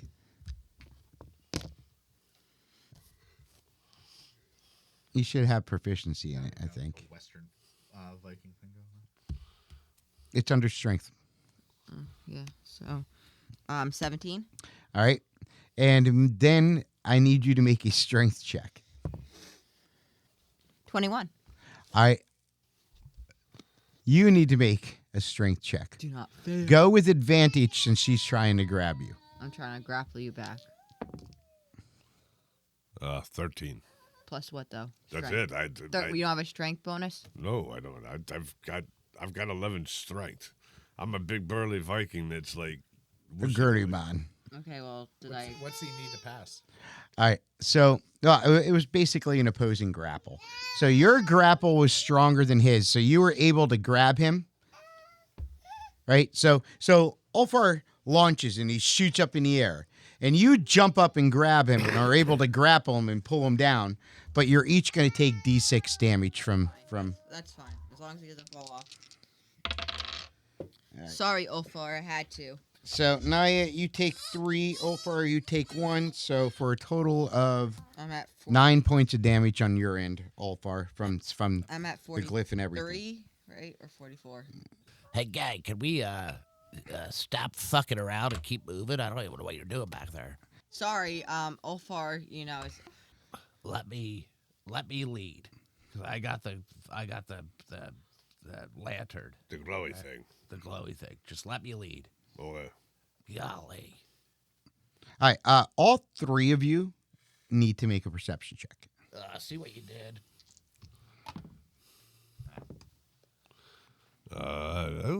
Great rolls on this perception.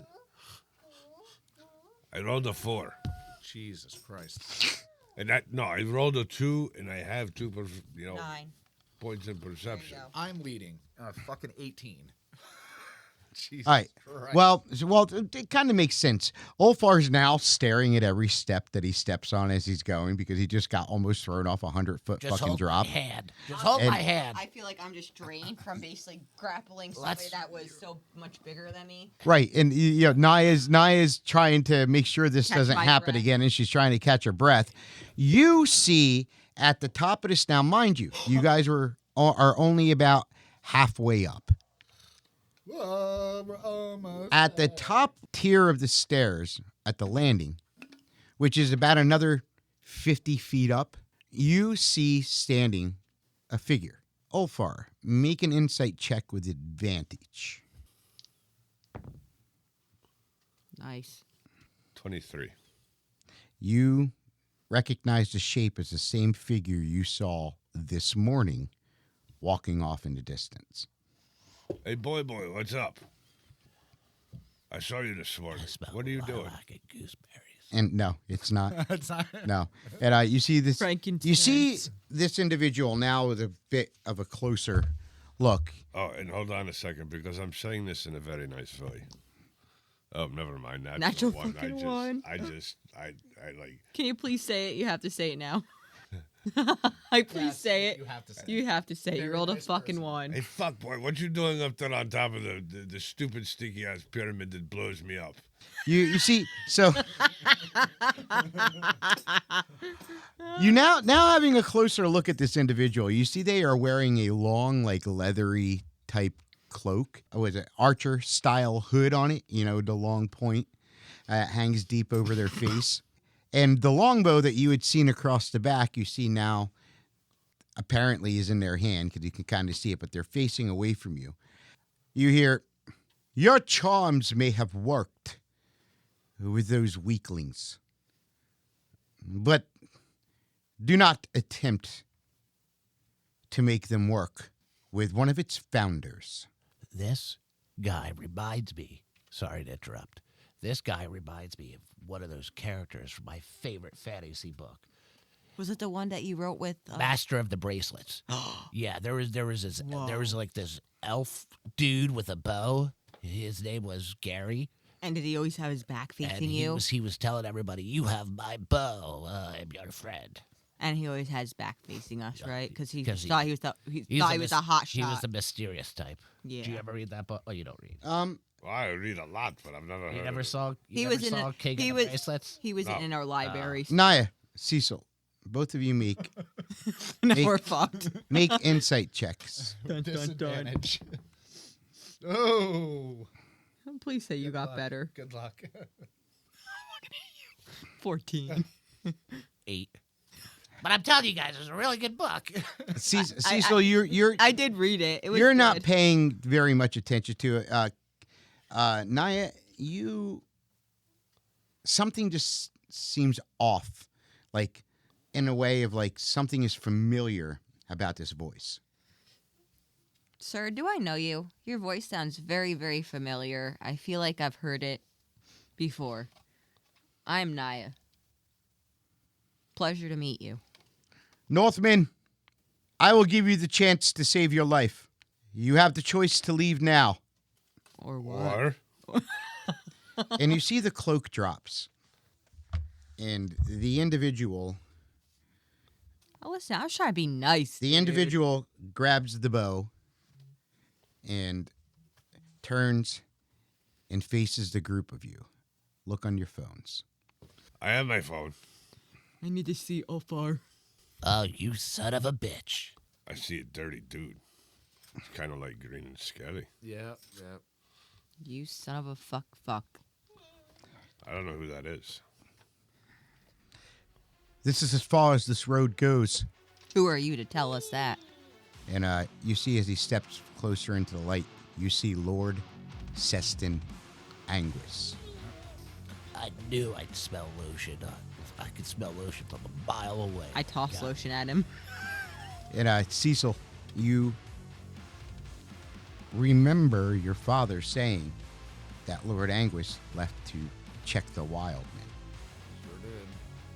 So is this guy a buddy of yours or something? And why is he Well, giving me wa- ultimatums? He was.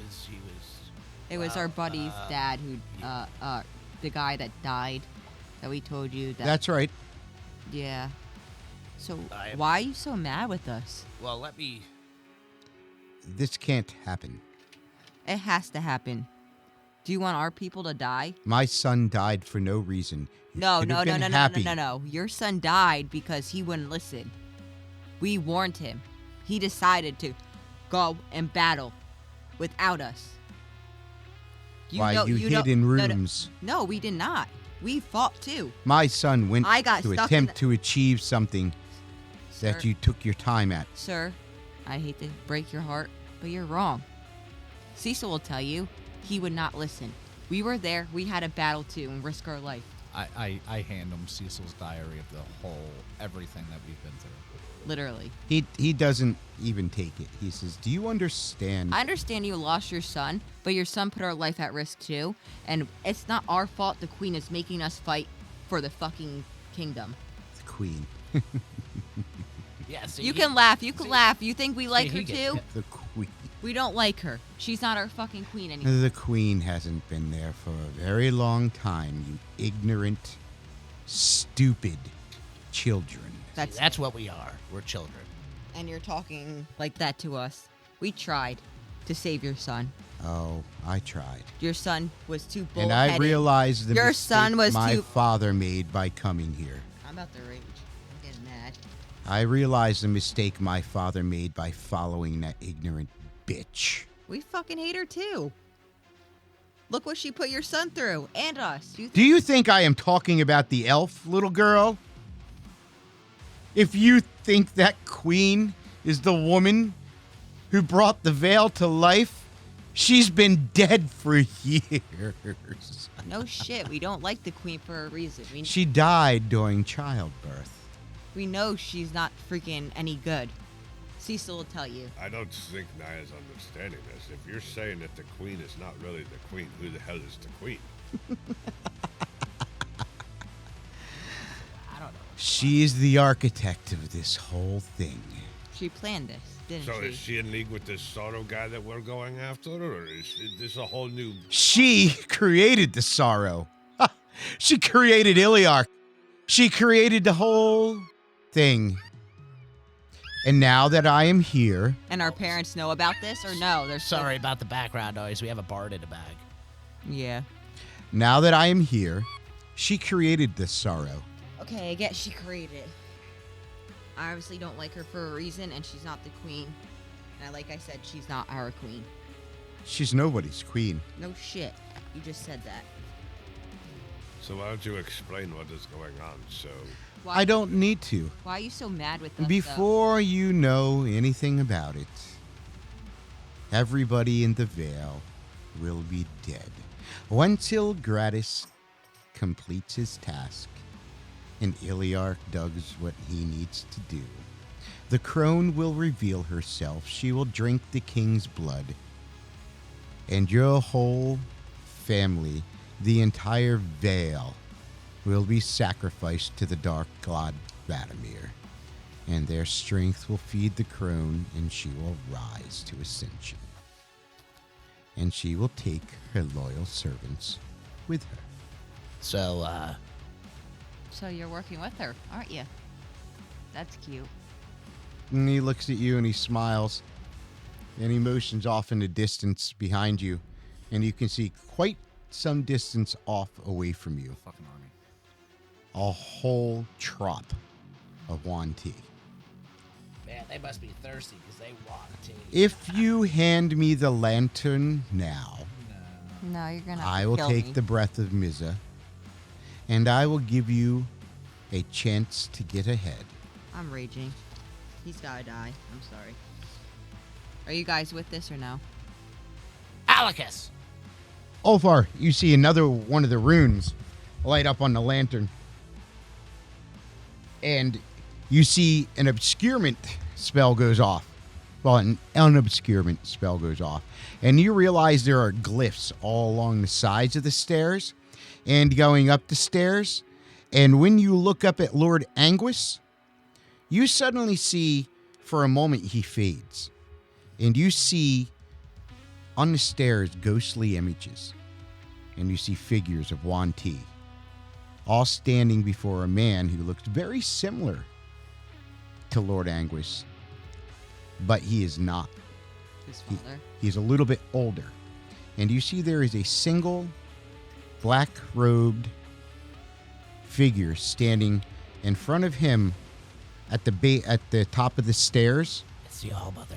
But lining the stairs, you see there are Yuan Ti standing perfectly straight. Some of them are armored, some of them are not. Others have bows, some of them have spears, some of them have falchions. And you see they're kneeling in front of the True Blood at the top of the stairs. You see the figure with the robe pulls the hood back, and you see an orcish woman who has carved one of her eyes out. You see she would be beautiful if she wasn't so deformed.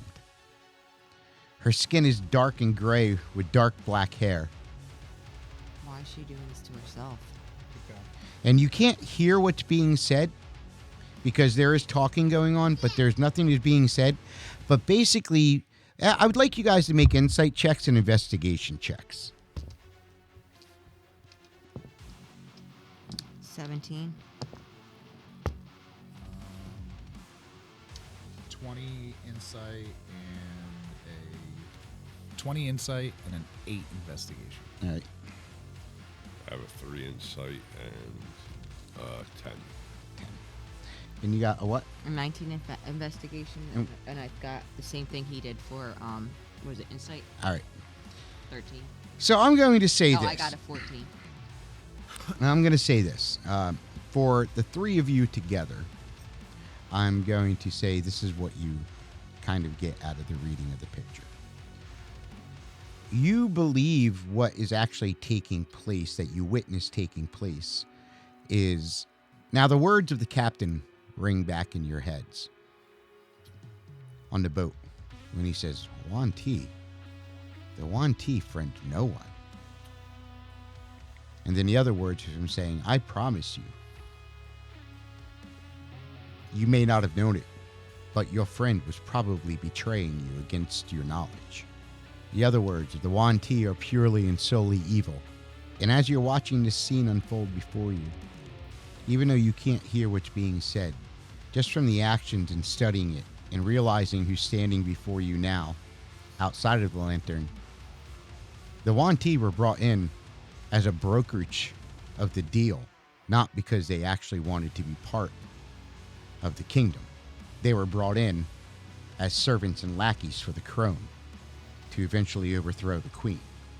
And then you see the ghostly figures go away, and you see Lord Anguish says, the sad part about it is I really became fond of the two of you, until it was not your corpses we were dragging out of the hold instead of my son's.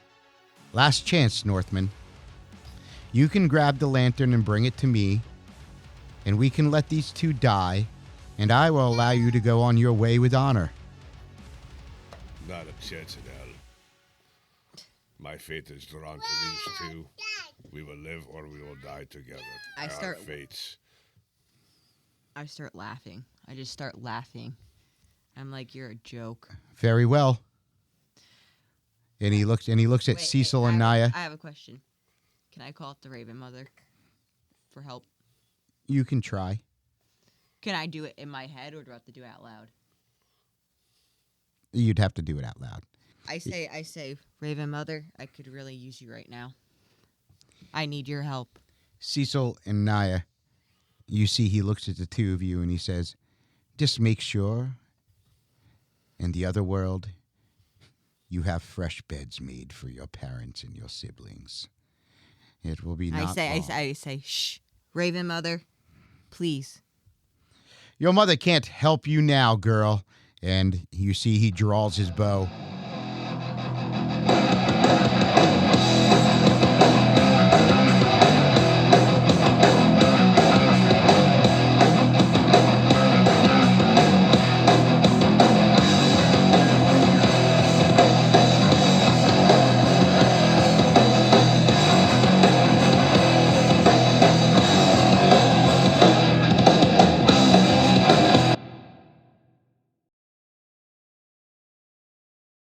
Veins of Lore is Brian Judge as your dungeon master, Mike Ariema as Cecil Martesta, Kelsey Minow as Nyla Deer, and Tim Morgan as Ulfar.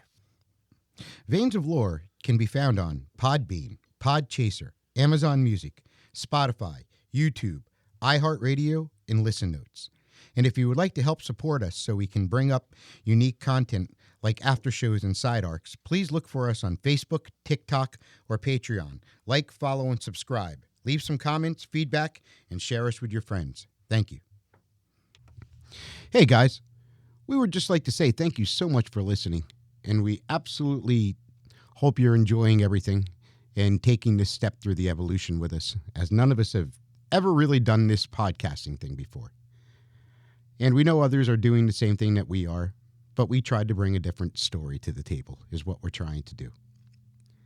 Just want to say, if you're enjoying the show, please feel free to jump on our TikTok or our Facebook and help us out.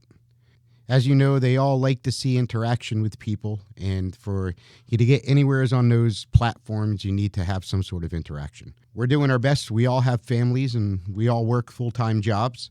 So if you guys can give a thumbs up or a hey, you're doing great, or this is awesome, or even constructive criticism, please feel free. Reach out. Let us know. We'd love to hear from you. You can reach out to us on any of our platforms: Podbean, Facebook, TikTok, YouTube, etc., etc. Thank you so much. We hope you're enjoying the show.